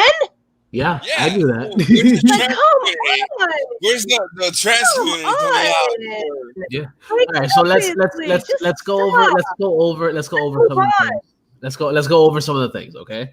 So, Jenny Slate, who plays Missy on Big Mouth, dropped out. Yeah, she quit. Yeah. Bye. Kristen Bell, who was playing a black girl on the show called Central Park, that's going to be on, or that is on Apple TV, she is gone. All the actors that played all the white actors that played any non-black characters on The Simpsons are gone. I think that's ridiculous. Hearing this actually breaks my fucking heart because it gets you're destroying our creative culture. You're destroying it. You're getting rid of the whole concept of auditions. You're saying it doesn't matter if you're actually good and what they're looking for. That's what you're saying by doing this. It's devastating to me because I love film. I love art culture. I love all that, but this is just crazy, and it breaks my heart. It really does. But before I say this, don't fucking jump on me. Put your mic on mute. That's not what's happening. Individual actors are taking it upon themselves to do this. No one fired them. No one asked them to quit. They took it upon themselves to fucking do this, which I know brings up the other question. Why the fuck didn't they do this when they first signed on the contract to get paid to play another person of another race than them? That's the issue. Because it wasn't a problem. It wasn't a problem. They got the audition. They nailed the audition. The fucking directors and companies said, "Hey, you're exactly what we're looking for." Mm-hmm. Yeah, and now why is that a wrong thing? Why is that something they should feel guilty about? Why is that something they should feel shame about? Nobody should. This is not a good message for me on any level. We need to be clear. We need to be clear on what we're saying, and you're saying what I'm saying. Like, I'm not cool with race appropriation in any way, shape, or form. But in terms of voice acting, and especially in cartoons, it's been a predominantly white field. And I'm not shitting on anyone else, but us. We watch anime, right? How many fucking people have we heard who are not Japanese doing these voices for at least 30 fucking years? Same thing with Lone Wolf and Cub. Those guys that I heard on the dub were not Japanese. It's something that we as nerds and geeks have accepted for at least 30 fucking years. Meanwhile, these people just woke up to the fact that this has been going on. Cool. Going forward, you need to change that shit. But what's been done, leave it alone. Because it's already there. Wrong. You didn't do anything wrong. Because to us, you were a black cartoon character. We never saw your face. You never put on blackface. You never fucking pretended. Other than that character that you got paid for. And like you said, Franny, auditioned for. Okay? No one picketed. I didn't and worked hard for it. Then stop. Let me finish. I didn't see any signs in all of the fucking weeks of protest that I saw that said Cleveland needs to be black. Yeah. I didn't see any signs that said Naruto needs to be Japanese. What the fuck? These voice actors are jumping on the shit to fucking, like, I don't know why. But there's no reason for them to. They're getting guilt. They're feeling guilt for their success. And you know what that's gonna cause? More fucking issues. You wanna talk about fucking equality in this whole level field? This is not it.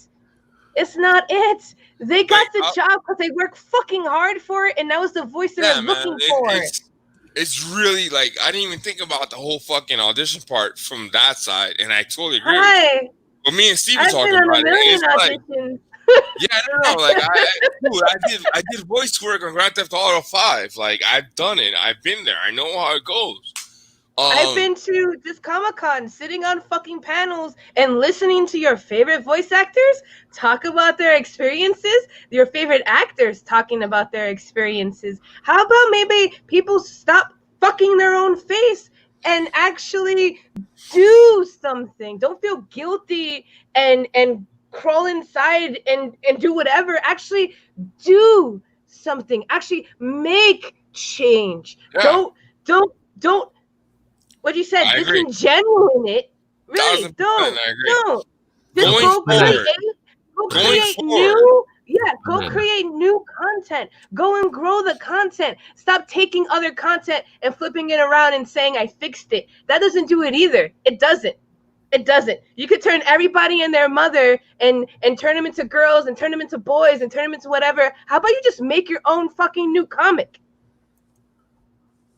Okay? Don't turn my Superman and Batman into a fucking girl and tell me I'm thinking outside the box. No, you're unoriginal and you're shaming what was okay before because you can't think of anything new, but you want to show change and you want to move forward. It's all half-assed. It makes me really sad because I will love change. I will love equality, but I feel like it's going in the opposite dark direction. Literally, the Batman who laughs is literally right here dropping his cock on society going, yes, just hate each other and do the bare minimum and say you're doing something. Meanwhile, you're changing nothing. You're just taking what we grew up with, changing it, not even trying to make it different, just slightly changing it and saying, here's your change. And people are like, okay, I'm totally fine with that, but it's not change. Yeah, totally agree. Okay, we both agree. We all agree. Let's move on. Yeah, you said like you said an angrier version of what I said, and which is like fucking Guinness World Records. I'm fucking King Angry. So. No, I totally get what you're saying. I just think that we can get to a certain point in what we need to get to without the drastic steps that these people are doing. That's it. Okay. Benito, I'm sorry, Steve. But I think that was it in like a sentence, right? Like that pretty much sums it up for all of us. We're pretty much my work is halfway done. Yeah, we're all pretty much like we're all of us here as far as us three, we are on the same boat as far as like they shouldn't be doing all this shit. Like it is what it is. Slippery slope towards a negative outcome. Yeah. And it really breaks my heart. Yeah. The Cleveland thing like cracked me up because I'm like, dude, that's like half-assed, full late. Like, I actually heard about Cleveland. You already made money He already made money on that voice. I was actually more upset about the chick hear. from Loudmouth.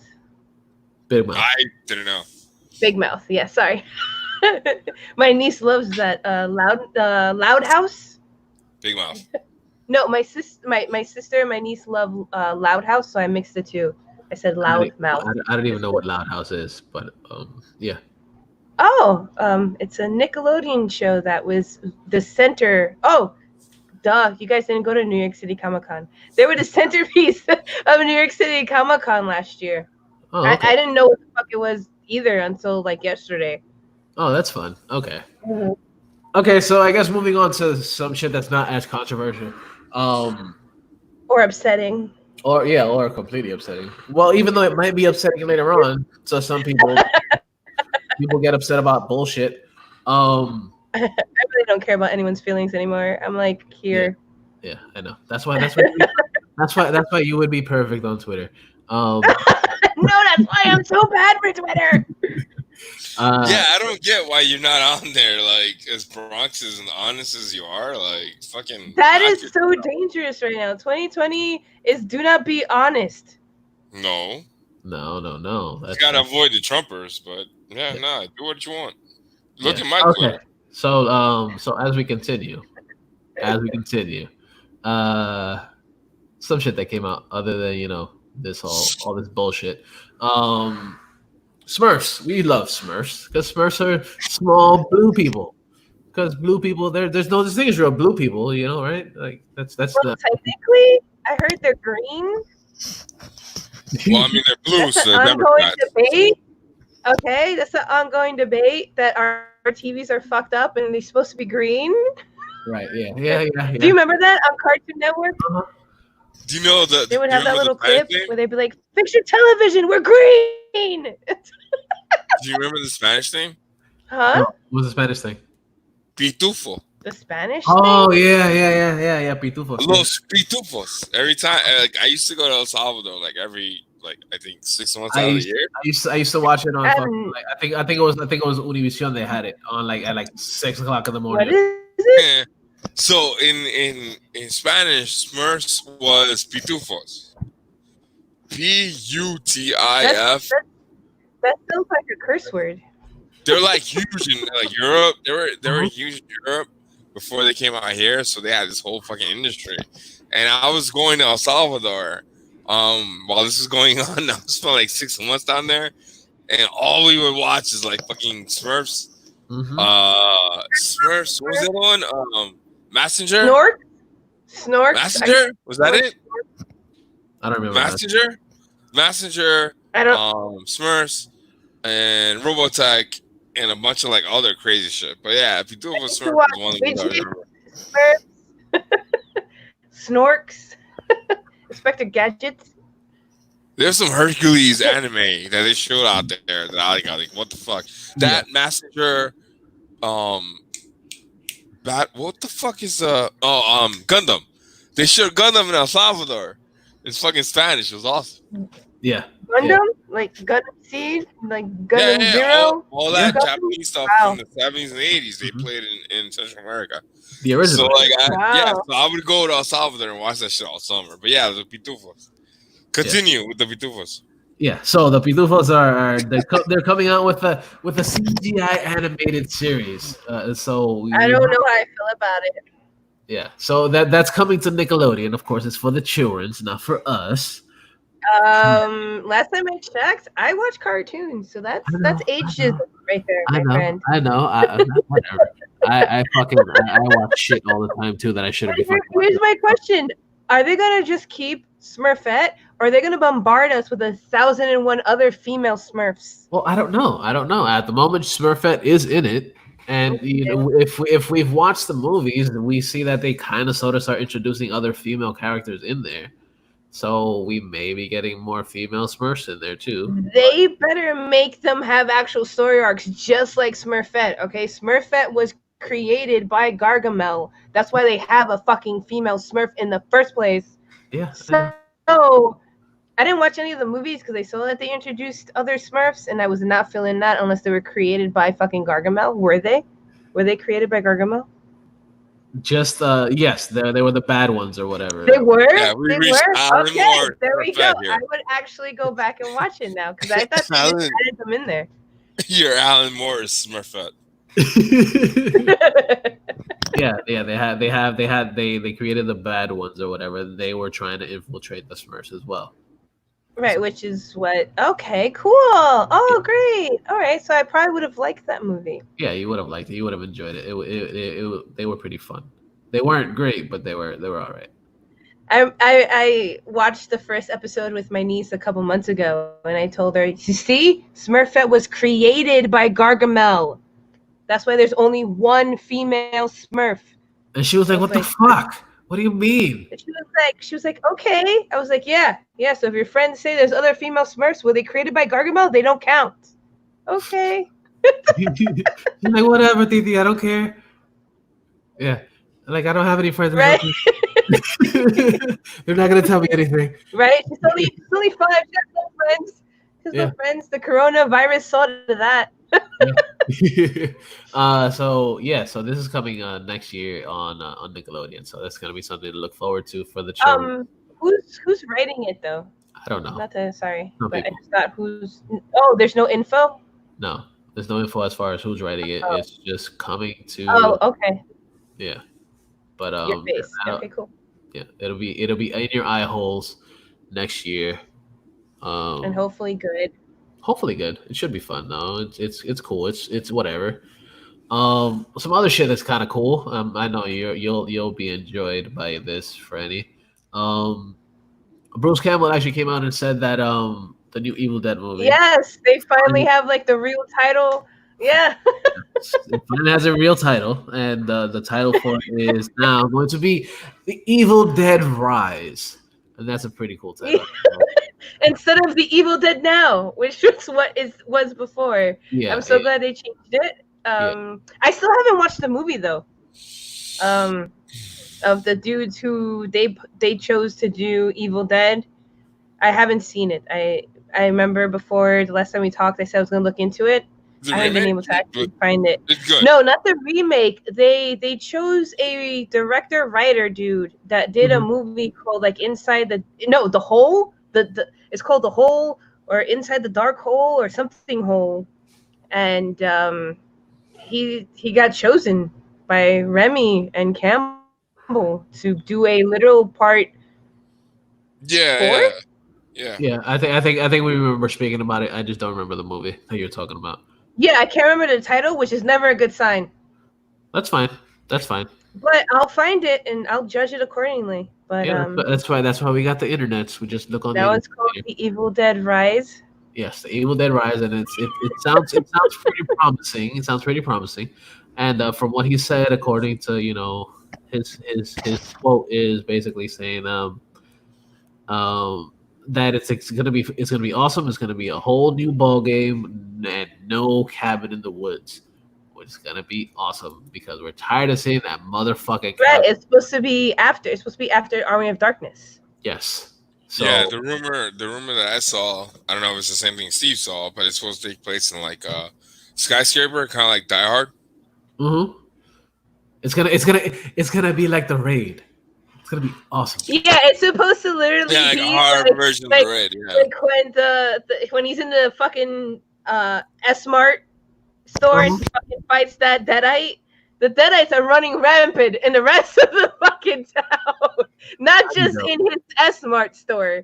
So, fingers crossed. Seriously, I am really I'm still disappointed because there was a rumor that had me so fucking hyped, and it wasn't true. Oh, good. So I'm still kind of grieved over that. The rumor was that it was going to be a TV show, not a movie, and it was supposed to be with the people from Ash versus Evil Dead. So it was supposed to be like Kelly and they might still bring those people into it. Pablo, and I loved Kelly and Pablo. I thought they were amazing underdogs, and I've been waiting forever to see the Apocalyptic because I've always had Ash in the Amazing Boomstick edition of Evil Dead, where the ending originally was him waking up in a tomb, because he said the words wrong, and it was the apocalypse, and the Deadites are ruling the world, and that's how they ended Ash versus Evil Dead. And I was kind of hoping that if they made that part 4 and not a movie part 4, it would have Kelly and Pablo, who like I had the hugest geek boner for both of them. She was like the most badass fucking female character since fucking Ripley, and they went with the movie instead. So, but it's that's the first time I ever got caught up. It was the first time I ever got caught up in gossip. I even said that it was a rumor. Is that show like really good? Ash versus Evil Dead. How dare you ask me that question? It was amazing. No, I mean I was like constantly working when that fucking show. It's amazing. It's good. It's amazing. Because I'm one of the few people that likes the Evil Dead remake with the girl. I liked it too. Yeah, I said I liked it, except her contacts looked like they were bought from Party City. Yeah. Evil Dead 2010. Like, I'm a big fan. I never saw the show. Fucking eyes. They kept taking me out. They kept taking me out of the. What would be cool if they just mix all the universes together? They just mix it all together, bring her into this one, and bring the people from the TV show into it too. Have everybody just tag team. I would absolutely love to see Kelly and Pablo. I mean, come on, man. They fucking said Jason's a fucking Cenobite. So I mean, Cenobite. Evil. What is it? Deadite. He's a Deadite. Yeah, Jason's a Deadite. So I was just like, kind of. Well, he's one of the spells in the book. There's thousands of spells. He won't be an actual Deadite. She raised him from the dead using the book. That book is a Necronomicon. It is a book of the dead. Scary. Ooh, scary. Oh, by the way, I had an epiphany talking about Jason. I was watching Jason final chapter, and it finally dawned on me. Okay. Why the fuck is Jason a grown-ass man when he died as a 10-year-old boy? Oh yeah, duh. It's like No, duh. I think it's really funny that it took me this long to I just think saw of that. those again too. I said it to my mom. I said, "Mom, why is Jason a grown-ass man if he died when he was like 10?" And my mom looked at me and she was like, "Yeah, your movies are they're all on Amazon too." So like. Back then, it would have been weird to see a kid killing a bunch of people. I'm sorry. Like, if they remake it, really then it should be a kid. It should be a fucking 15-year-old kid walking around killing motherfuckers. But then in the remake, they totally got rid of garbage. The remake upset me. That shit was so ridiculous. He fucking teleported. Jason. I like campy. Yeah, Friday 13th. Shh. I don't know. I thought it was pretty good. I think they kind of like remade. They remade ridiculously powerful and teleporting, and all of a sudden he's here, and they turn around and he's literally 2 steps away from giving you a fucking hickey. That's ridiculous. They remade 2 instead of remaking 1. They remade garbage. That's what they did. Garbage. But they should have remade 1 instead of 2. Because that's kind of I thought it was really funny. It took me so many years to realize he was a grown-ass man when he started off as a 10-year-old. Banana. And my mom got to tell me that my horror movies are fucking garbage. Bananas. Banana. I love how you call it on me, Steve. Thank you. Yeah. Thank you. Yeah. Banana. I've been doing it for a while. Are you into Freddie? Are you into? I finally heard it. I'm done. Like, are you into like 70s movies? He said banana. That means we shut up. That's what banana means. Oh, okay. Now we listen to Steve. Okay. Yeah. So Evil Dead Rise, that'll be coming out sometime in 2021. It's exciting. Yeah, we're looking forward to that. See what happens. Some other shit that came out. Yeah. We enjoy Elizabeth Banks in most of the shit that she does, other than her weird ass character in the fucking the Hunger Games bullshits. But she's gonna play Miss Frizzle from fucking the Magic School Bus live action. I heard. Yeah. What the fuck? But it's fun. She's really good. Like I saw her on the Eurovision movie on Netflix. She's been in a bunch of different stuff. Yeah, she's been in a lot of shit. Whatever the fuck you throw in front of her. So I'm cool with whatever they decide to do her. She's awesome. I just don't. A Magic School Bus movie? Really? I don't see it. I grew up watching the cartoon. I don't see them narrowing it down to one movie. Is it going to be her first day in the school? They need to kill that kid off. And take them to the fucking moon? Yeah, they need to kill that kid off like he did in the show. Yeah. Who said it's only going to be one movie? I don't know. I'm team Elizabeth Banks. I think she's awesome. So yeah, I have no problem with her. I think she's amazing. I think bringing the Magic School Bus to life. Now is the perfect time with all the CGI that we have at the moment. Like, we can do so much with it. That's what's so good about it. I guess I'll be more open to it if it was a TV show. Who knows? This may lead to that. That's what they do. That's what they do with a lot of these properties. Of course, it takes time. Could have went straight to series on some streaming channel. I would have been more excited for that. That's all I'm saying. It being a movie really makes me go, So it's either going to be a really interesting origin story, and they're going to see how many people rush to go see it, or it's going to be her first day on the job in the school, and then they're going to see how many people are going to rush to it. And then here becomes my problem. I don't want to know where she gets her fucking magical powers from. That's what made her so cool to begin with. She was just a teacher that had these amazing powers to do weird, amazing things. But they're probably going to tell us where it came from. But didn't you think back then, like, where the fuck did she get her powers from? But I didn't want to know. I didn't want to know. No. So what's the point of fucking asking yourself that question? I'm saying I don't want that question answered, and they're going to answer that question. That's like finding out, Mary Poppins, for example. I wanted to find out where her powers came from. They never told me where her powers came from. And guess what? If they did, they're probably going to say a really lame way because she just got the power. Better example, Maleficent. She was my favorite of all fucking powerful demon bitches of Disney. And you know what they turned her into? A whiny fucking burnt bitch. Totally broke my heart. Totally crushed me.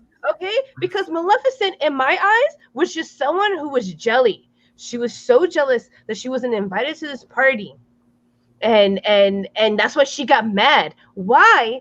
Why did they have to make it this whole romantic? She was burned by a 12-year-old boy and had a vendetta. That was so she went from being this magic fucking dragon, amazing chick that just happened to just hate everybody because she could.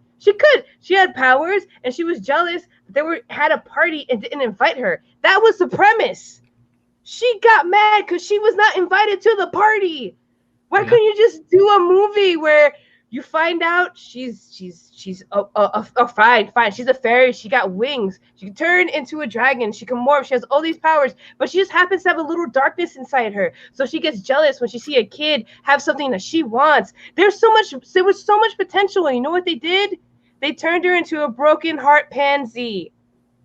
So yeah, I don't want to know where my magical women get their powers from. You know why? Because they make it pathetic and demeaning in my eyes. They break my heart and turn them into these I was burned. Wow. Yeah. It can't be because they're just angry. It can't be just because they just have the magical powers. You got to give them this whole realistic the good thing about this the good thing about this is that I don't want to know where it comes from. Actually a valid point. Like, she's saying it a really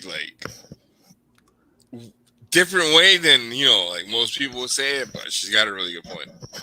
Well, the good thing about this is that Miss Frizzle isn't a bad guy, and I know, but technically they don't really have to go through that. They could just be like, okay, cool, she has magic powers, and everybody will ask you, and she'd be like, fuck you, I don't have to tell you. I would have liked it better if it was a TV show. That's what I'm saying. Okay, cool. Yeah, so that's gonna be coming out sometime, somewhere next year or some shit. You also got to keep in mind anything that they announce for the future is just up in the air too. So. Yeah, Yeah. It might happen. It might not. Yeah. I don't know. I just honestly, for the first time ever, wanted a movie to be a series. That's fair. That happens. It's understandable. And Magic School Bus, I feel, would have been amazing if it was a series. Well, just fucking hop on the Magic School Bus. Fuck it. I did when I was a kid. The right size to ride the school bus. Well, a lot of people ride the school bus, and a lot of people ride buses all the time. So, just gotta fucking deal with it, okay, Franny. Next. Oh, I'm already over it. I don't need to deal with anything. Fine. Moving on. What's next? Fine. Yes. Moving on. Banana. Next thing that we have is something that's pretty fucking amazing. It's pretty fucking dope. Is that Michael Keaton has been in talks to possibly return as Bruce Wayne or Batman in The Flash. And that's fucking awesome because it leads to the fact that, it could possibly have him as an old man Bruce Wayne. This is for the Flash movie, right? Yes, for the Flash movie. Which could also, bring together all the Burtonverse things into this whole universe, which would be kind of fucking dope. But also, it also brings the question as far as like, if he's gonna be old man Bruce, will they introduce Terry McGinnis in this, or how would they go about that? Yeah. So that'd be dope. I mean, this is all rumor, right? So if they do pull it off with the Flash movie, it's really complicated because if they do it with the Flash movie, that will literally change everything else cinematically from that point on. Like, it's really, really complicated. If they can pull it off and it actually does happen, it could be awesome. It could open up a lot of possibilities in the DC movies. Fingers crossed they don't fuck it up like everything else they fucked up. It could be fucking awesome. Michael Keaton's it's always been a great actor. Mm-hmm. I could have sworn I saw something that he filmed for the next Spider-Man, but maybe I was just tripping. Supposedly he did a couple scenes as Vulture or whatever. Yeah, for the next Spider-Man. But whatever, like I think it was Morbius. It was Morbius. Yeah. He's like, "What's up, Doc?" in Morbius. Yeah. Regardless, he's the Bruce Wayne we grew up on. If they bring him in as a Bruce Wayne, could open up a bunch of possibilities for the DCEU. Yeah. Or what they could do also, like my brain thinking is like it could be like an alternate Earth. So, or if they make him Barry Allen or one of the first Flashes, I would be down with that too. Like, just have a good actor in the role. Yeah, I don't give a fuck about who he's playing. Just have him be in a good role. Like the whole thing what I did fucking a couple weeks ago online about Mads Mikkelsen as Dr. Doom. I didn't give a fuck that he was in Doctor Strange. I just cared about the fact that he's a really good fucking actor and he should be in more roles in the Marvel Universe. Same thing with Keaton. He's a really good actor. He can pull any role off. The 80s, 90s Batman doesn't exist in any continuity. So he can be whoever the fuck he wants to be. If they use him as the older Bruce Wayne for Flash and Terry McGinnis, is that? Yep. Then it will be fucking perfect because it lines up. But it doesn't have to. As long as it's a good script, good fucking thing for him to do, let him do it. Because that's what happened with Spider-Man. Yeah. So I'm excited to see what they're gonna do with him. Because of course, we love him as fucking Bruce Wayne. We loved him in the fucking '89 Batman and in fucking Batman Returns. And he was fucking great in fucking as Vulture and fucking he was also awesome as fucking Birdman. So like doing all the shit that he's been doing the last few years since he's fucking been doing everything pretty much. It's been awesome. So seeing him possibly coming back into the fucking the superhero verse would be fucking great. I'm excited for it. I want to see it.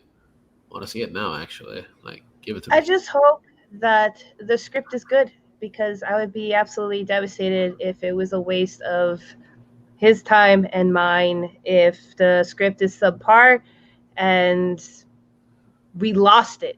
We lost it. The thing is also it's not just movies have not done really good job lately. The best thing they did was Shazam, and now this again is another Batman movie. I'm worried. I'm worried because I wanted him to hold on so hard to get like a really good. I'm trusting that if this does go through and Michael Keaton actually signs a contract and he's going to do it, then he read the script and he liked it and he trusted it, because I don't want it to be wasted potential. At this point, it doesn't really matter who really writes it. Because yes, it does matter who writes it, but it's also based on it's based on the editing, on the filming, on everything put together that makes it what it is. But it could be a great story written down, but when it's all put together on the thing, it could just fall apart. Go Renee. You guys both reminded me of something that I kind of didn't talk about when we were talking about Doom Patrol. Thank you, vodka. But the whole thing about what's going on with the DC cartoon universe is that they got it right. They literally fucking got it right in 3 cartoon movies. Meanwhile, DCEU can't get it right with 3 movies too. Like, other than Wonder Woman, they just have not made good movies. The Dark Knight universe doesn't count. I like Shazam. Shazam was pretty good. So it's like, yeah, all right. Shazam and Wonder Woman. Yeah. Those 2. And we got Batman versus Superman. Justice Garbage. League. Yeah. So garbage. And those were the movies that were supposed to be the tentpoles. And meanwhile, those same kind of stories were told in the cartoons, and they were told fucking perfectly. Well, yeah, it's kind of like Suicide Squad. The Suicide Squad animated movie was absolutely phenomenal, and the movie itself was like complete 1,000%. garbage. The 2 Suicide Squad cartoons were 1,000% better than the movies. My point is, how the fuck can they not get what the cartoon Warner Brothers version is doing right, but the film versions can't? Like, they just need to start fucking over. And that's the one thing we didn't mention in the Apocalypse Wars kind of thing that we talked about.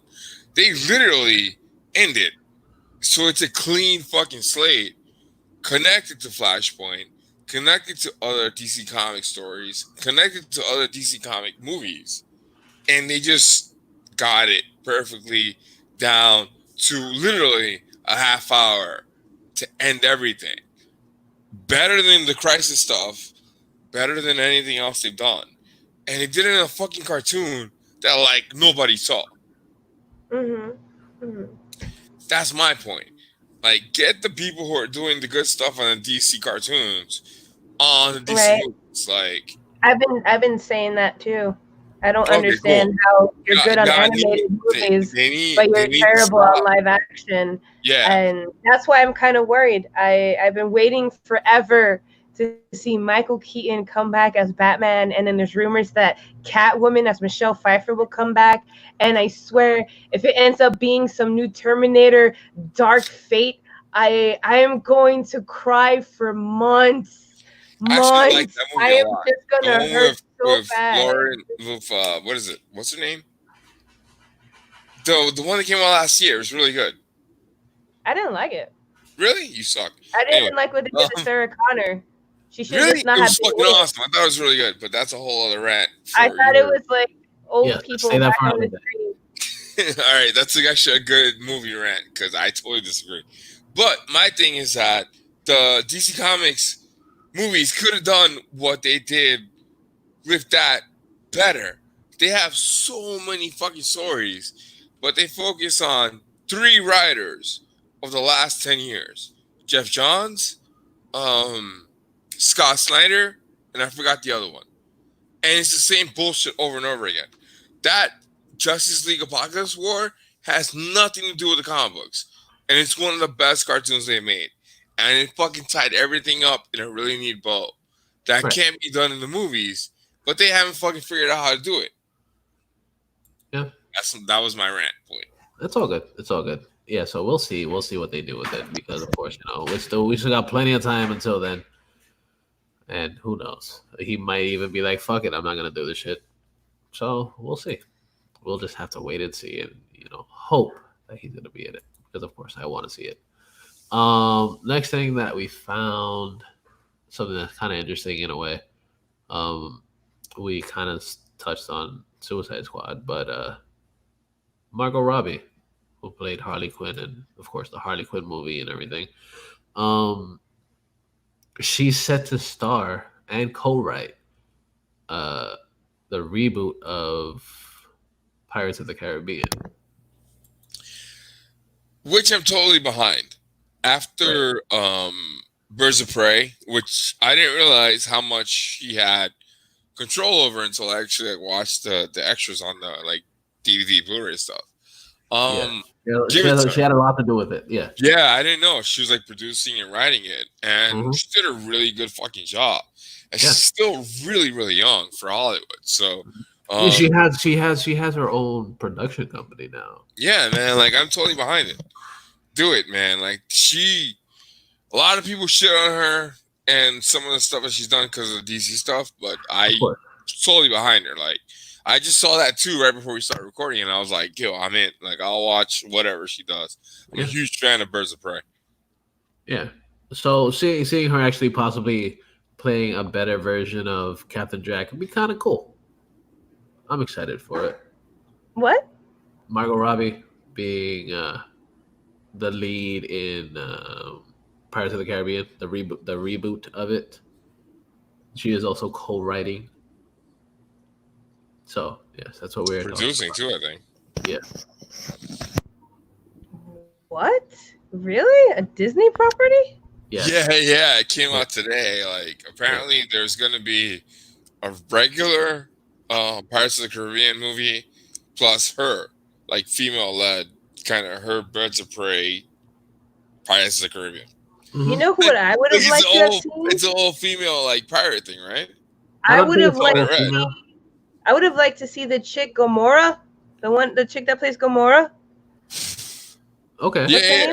What's her name? She was actually in Pirates of the Caribbean. Yeah, she plays Jack Sparrow's for a second. Yeah. One of them. Yeah. Yeah, and she's part of his crew, and she ends up taking one of the ships. That was the deal. She gets one of the ships, and she continues being a pirate. I would have been more on board to see her than Margot Robbie. Okay, that's fair. That's fine. I mean, it's supposed to be a new character, so right. We'll see. We'll see what comes about this because I'm down with it just because you're a fan. I heard it. You're a fanboy for her, right? No, I'm not. I hated. You are. Hated. No, I'm not. I hated the whole Harley Quinn character. Okay. The dysfunctional relationship part of that. Zoe Saldana. Yeah, I was just not cool for me. But the way they changed the character and the way Margot Robbie changed the character in Birds of Prey, plus the way the show, the cartoon show, which I kind of want to talk about, but I guess I'll talk about next time, has really changed. I haven't seen either one. The cartoon is fucking awesome, man. Watch that shit this weekend. It's really fucking good. Literally changed my mind on the character. That's how good it fucking is. I can't stand that whole damaged fucking bullshit Joker and Harley Quinn relationship. That's just me. But trust me, the Harley Quinn thing that they're doing now is really, really good, and I'm all behind it. So whatever she decides to do, I'm down. Yeah. So we'll see. Like I said, all the shit is still up in the air as far as when it's gonna happen and how it's gonna come about. But she is set to star and co-write. So we'll completely see what happens. We've mentioned, she also has her own production company that's put out a bunch of shit that's actually been kind of decent. So we'll just see. Next thing is something that's very fucking exciting because, of course, we are very, very huge fanboys of this show, and that's The Boys. Yes. The Boys season 2 is coming September 4th, and we finally got a closer look at to what's gonna happen in season 2. Yeah, I ended up watching the whole live stream today, and it was pretty cool. Like getting to like hear different actors talking about what they think of their characters and how they're portrayed and differences from the comic book. Next season looks really, really good. Yeah, next season looks really good. They on the live stream they actually had like the first 3 minutes of 3 minutes. It could be something all weird and shit. The first 3 minutes of this first episode, and those 3 minutes are fucking absolutely insane. Like it's probably some of the goriest shit you would think to see on a fucking television show. It's really fucking good. But that's what I'm talking about. It was original. They took the concept and they spun it in a different way, and it ended up being absolutely amazing. Right. And it's really fucking good. Boys is a great concept that you could step out of the comfort zone and create your own, and it could be an absolute masterpiece. Yeah, and it looks really good. They also introduce a new character on the show. It's Stormfront, who we haven't seen on the show. She is part of the comic as well, but she's a complete badass. She's technically kind of sort of a bad guy in a way, for those that don't know. But it's really fucking cool. I like what they're doing and how they're gonna be bringing about all this shit. So we'll see what happens in season 2. Just like another 3 months or so, less than 3 months, probably like 2 months. I'm gonna say. And yeah, it's gonna be fucking dope. I'm excited for it. Season 2 of The Boys looks really fucking good. We also get to see Patton Oswalt should be in it too, so that's gonna be fucking cool. Because Patton Oswalt's awesome. Because why the fuck not, right? And then moving on to the final piece of the show, we're fans of Muppets, and we finally got a trailer for the new Muppet show that's going to be on the Disney Plus, and that is Muppets Now. And that looks fucking cool. They're basically going. It's slightly off of the show that was pretty much short lived on fucking ABC, and it's basically like an unscripted Muppet show. Yeah, it's like an office version. It's like the office version of the Muppets. Yeah. It's fucking hilarious. Like the first, it's on Disney Plus. Yeah. I think like me, you, and like a couple other people are the ones that watched it. It's really funny. Yeah. The one that they had on Disney Plus had like live action guest stars, like a lot of like famous people, famous bands, famous like cameos. It's really fucking funny, really hilarious. Not sure why it got so much hate, but it's actually really good. It's on Disney Plus. I'm psyched, dude. I didn't hear about this until you said it, so like I'm really psyched. I'm super fucking psyched for it because I saw it earlier this week, and I was like, "Ooh, this is something that's really fucking cool." Because like I'm a huge fan of the Muppets, and I'm a huge fan of what they've kind of been doing. Because of course they're trying to go in a different route as compared to like all the other shit that they've done before. Well, they have Sesame Street, and there's like nothing else. Right, exactly. Like back in the day, like they had like Sesame Street and their own Muppet bullshit, but now they don't. So, because I binge watched this, what is it? All Muppets of Sesame Street. I got you. Yeah, that's no, I binge watched all of Muppets Tonight because like I love that show, and then like I hadn't seen it because it wasn't available anywhere else until Disney Plus had it, and the show's fucking hilarious. So. I'm all in. I think this would be a really great idea. They've done it before. They made it work too. So yeah, show's fucking hilarious. You haven't seen it yet? Watch it. The best episode is the karaoke bar episode. Yeah, it's fun. I like it. Yeah, it's a really good show. Yeah. Have you watched it, friends? Yeah, I used to watch the classic ones because of my mom. So I'm just happy that they're back. Go on Disney Plus and look for Muppets, and you'll see Muppets Tonight or Muppet Now or whatever. It was the one that came out in like 2012. It's really good. Every anniversary of this guy's death, I watched the anniversary video that the Muppets did for him on their little TV show that they used to have. Oh, that's Yeah, adorable. it's like a tradition that I used to do with one of my friends that I still keep up. Oh, I had a that's cool. subscription to Muppet Magazine until it stopped from like 1983 to like 1992. Always remember that Jim shit. Henson was the man. I'm Yeah. really sad that he died. He was a genius. Word. Seriously. He died because he was a workaholic. Holy shit. Yeah. He died doing what he That's loved. insane. All that asbestos from the fucking Muppets. Yeah. No, he had walking ammonia. I refused to go to the doctor. He kept saying, I'm not that sick, I'm not that sick, and then he died. I had that shit. So, That's what like, happened. Yeah, nah, you gotta go to the It's hospital. so man. sad. Yeah. I think he was working on the Ninja Turtles, like the next movie or something like that, if I'm not mistaken. Interesting. Yeah, Because he did the Turtles. Yeah, he did Dark He did the Crystal, Muppets did from- Turtles. Oh my god, you seen the TV show? Dark Crystal? No, I I have not. On tried. Netflix? Couldn't get into it. I tried. I couldn't get into it. I didn't even Then you bother need to with smoke it. some more weed because it's great. Like the It movie is was great. a prequel, but the voices were people I knew. So I'm like, it just didn't do anything for me. I thought it was magical, and the puppet work and the studio, the fucking props in the background, they're absolutely amazing. All right, I I'll can't give it believe another you guys shot. don't like it. Give it a second And then shot. it's dark as fuck. People are dying. What? What? And then the next season is supposed to be straight out war, and then it's supposed to go into what They're happened. doing another season? Yeah, they got picked wow, up last alright. time I heard. I don't know Alright, I'll check it now. out. I know they got picked up, but I don't know now. And their production is like fucking insane. They kept it true to the Jim Henson. No, it looks puppet amazing. I just couldn't get into it. Like, it's a really good show, like look wise and like story wise. I just couldn't get into it. Yeah, it looked cool. Yeah, Muppets look awesome. 'Cause I Hey, wanna not see everybody Muppet shit. likes Muppets. I mean, I love Muppet Murder, which was like an original people idea.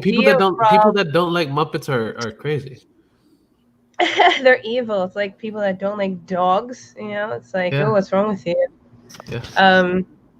But what Muppet Murder was great, and a lot of people didn't like it because they thought it was too perverted for Muppets. It's like, come on, Dude, get over we see fucking like animations that do that shit too. Like, come on, people, It get was over it. what was it? It was an octopus milking a cow. What? I haven't seen that since Meet the. Meet the Feebles. Meet the Feebles. Meet the Feebles. Done by the dude that did Lord of the Rings. Yep. Holy shit, man! I've met my And family. it was I've met my a war. I've met Fucking my a tribe. cat. I had a T-shirt with that fucking Meet the Feebles hippo. I Yeah. had a DVD forever too. That Vietnam I love flashback was Muppet the best thing I've Murder. ever seen. That Vietnam scene was the best thing I've ever seen in my life with Muppets. Nah, the rabbit with the AIDS. Yeah, yo, if you're listening to this and you haven't seen it, definitely find Meet the Feebles. I think it's on YouTube. Feebles. It was done Meet by the the Feebles. director of Lord of the Rings. What's Yeah, his it's fucking hilarious. Puppet porn. name? It's damn it, I can't remember his name. But yeah, same dude that did Lord of the Rings did that movie. Yeah, I had a shirt with like the hippo and all the characters around there. For like That's the fucking longest dope. time. That's fucking dope. So I'm excited to see. I'm excited to see the Muppets again because Yeah, of me course, too. Muppets are great. Muppets are fantastic. And I like when they were back on ABC when fucking Fozzie Bear was trying to date a human. That was fucking hilarious. That was the best. Trying to date a model and shit. Yeah, come on. Because he made You got her it, laugh. too. You got her too. That was like the awesome part. Yeah. You know who I always liked? Gonzo. Gonzo was a weirdo. He was great. I like Kermit and Uh-huh. Scooter, the Yeah. assistant guy. Oh, Scooter was cool. Yeah. So now we get to see more of them. we get to see more of them on the new show. So actually I'm starts in like excited. another few I'm weeks. excited. It starts in July. So Yeah, it's awesome. I saw the trailer with Steve. I'm actually really yeah, psyched. looks fucking cool. So let's get ready for the fucking Muppets and let's get ready to close out this fucking show. We've been going on forever. So make sure you go to InnerCityGeeks.net. Well, we have a whole bunch of shit sometimes. Of course, we have this show. Then we also have It's Poppin' with Franny. We should be coming up with another episode Yes. soon. Yes. Yes. I have it all written out. We Okay. can shoot it whenever you guys are free. Okay. So that'll be happening soon. Maybe possibly sometime. Yes. Maybe possibly sometime next week. We'll next Tuesday or so we may have Mhm. another episode. Yes. We About also- B-rated movies. Yeah, about B-rated movies. We also have the Inner City Geeks webcomic and Comic the More, Manga Time, Anime World. All the Friend of the Fangirl stuff will be up there whenever she starts doing shit again. Brad 2J presents. Blah blah blah and blah blah blah. Good games. Um, First watch. Fucking the Geeks turntable. Whole bunch of kitties. So much fucking shit on InnerCityGeeks.net. So make sure you go check all that shit out. Also, we have links to awesome places that you can go. So you check those links out. You can go to Amazon, get some shit on Amazon. Click that link, get some free shit from Amazon. Get a free for the first month for free. Amazon Prime. You can actually get that just before The Boys comes out. And get a free month and see like, oh shit, this shit is fucking good. I'm gonna stick with it or whatever. But you go do that. Or you could check out all the other shit that we talked about on the show because we talked about a bunch of shit that's on fucking Prime at the moment. So go do that. You also have links to CBDMD. It's a cool place to get some CBD shit at a pretty decent price. Not super expensive, but actually high quality shit. So make sure you do that. So CBDMD. Click the link and it'll take you there and you can get some pretty cool shit. So go do that.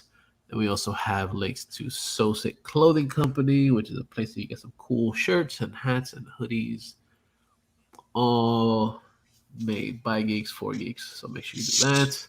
Then we also have my favorite, Beard Octane. Get your beardly goodness on. You got the beard oils and the balms and the butters and all the bearded utensils that you can use to make your shit look amazing. So go check them out. And at checkout, type in ICG10 for 10% off. And I forgot to say, type in Inner City Geeks for So Sick Clothing at SoSickClothing.co. Inner City Geeks. And then on ICG10 for 10% off of Beard Octane. So go do that. And you can listen to the show on SoundCloud, Stitcher Radio, Google Podcast, and motherfucking Spotify. Check all that shit out there. Then we have a bunch of cool places on the socials. So you can find us on the socials on the Instagram and the Twitters at Inner City Geeks on the Facey Space. So facyspace.com/InnerCityGeeks.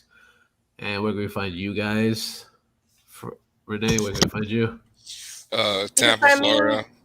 For the next couple of months, you can find me at DarthBX, DARTHBX on Twitter and Instagram.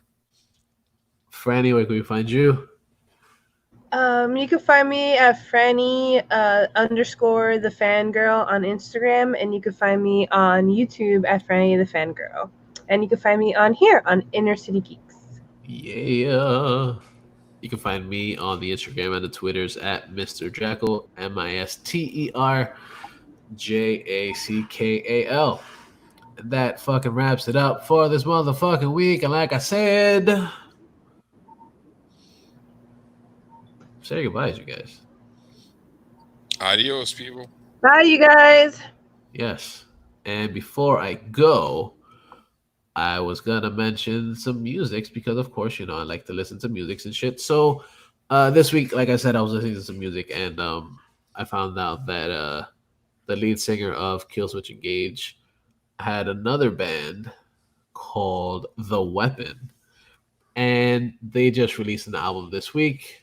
Well, I think it was last week or whatever, or this week, whatever. Regardless, it's a good fucking album. It's a good, real good album that it's actually a punk album for those, or like hardcore punk. And it's really good. It's actually, you know, something that's different than what you would think for Killswitch, or for, you know, whatever Jesse has been doing as of late, because he also has, you know, Times of Grace and stuff like that. And it's actually really fucking good.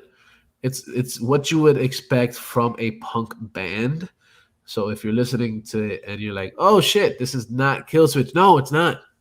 It's straight up punk. It's the hardcore aggression that you would expect from the old school punk from the 80s. And it's really fucking good. The album is called A Repugnant Turn of Events is the name of the album. And the song that I'll be playing is called Pink Tax.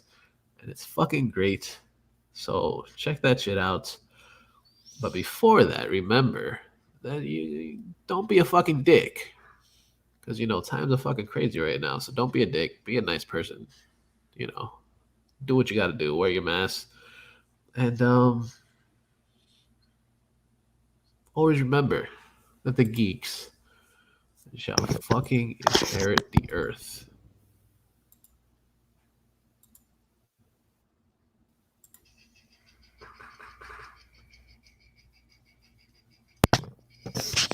What happened to Alex? Like he just like left?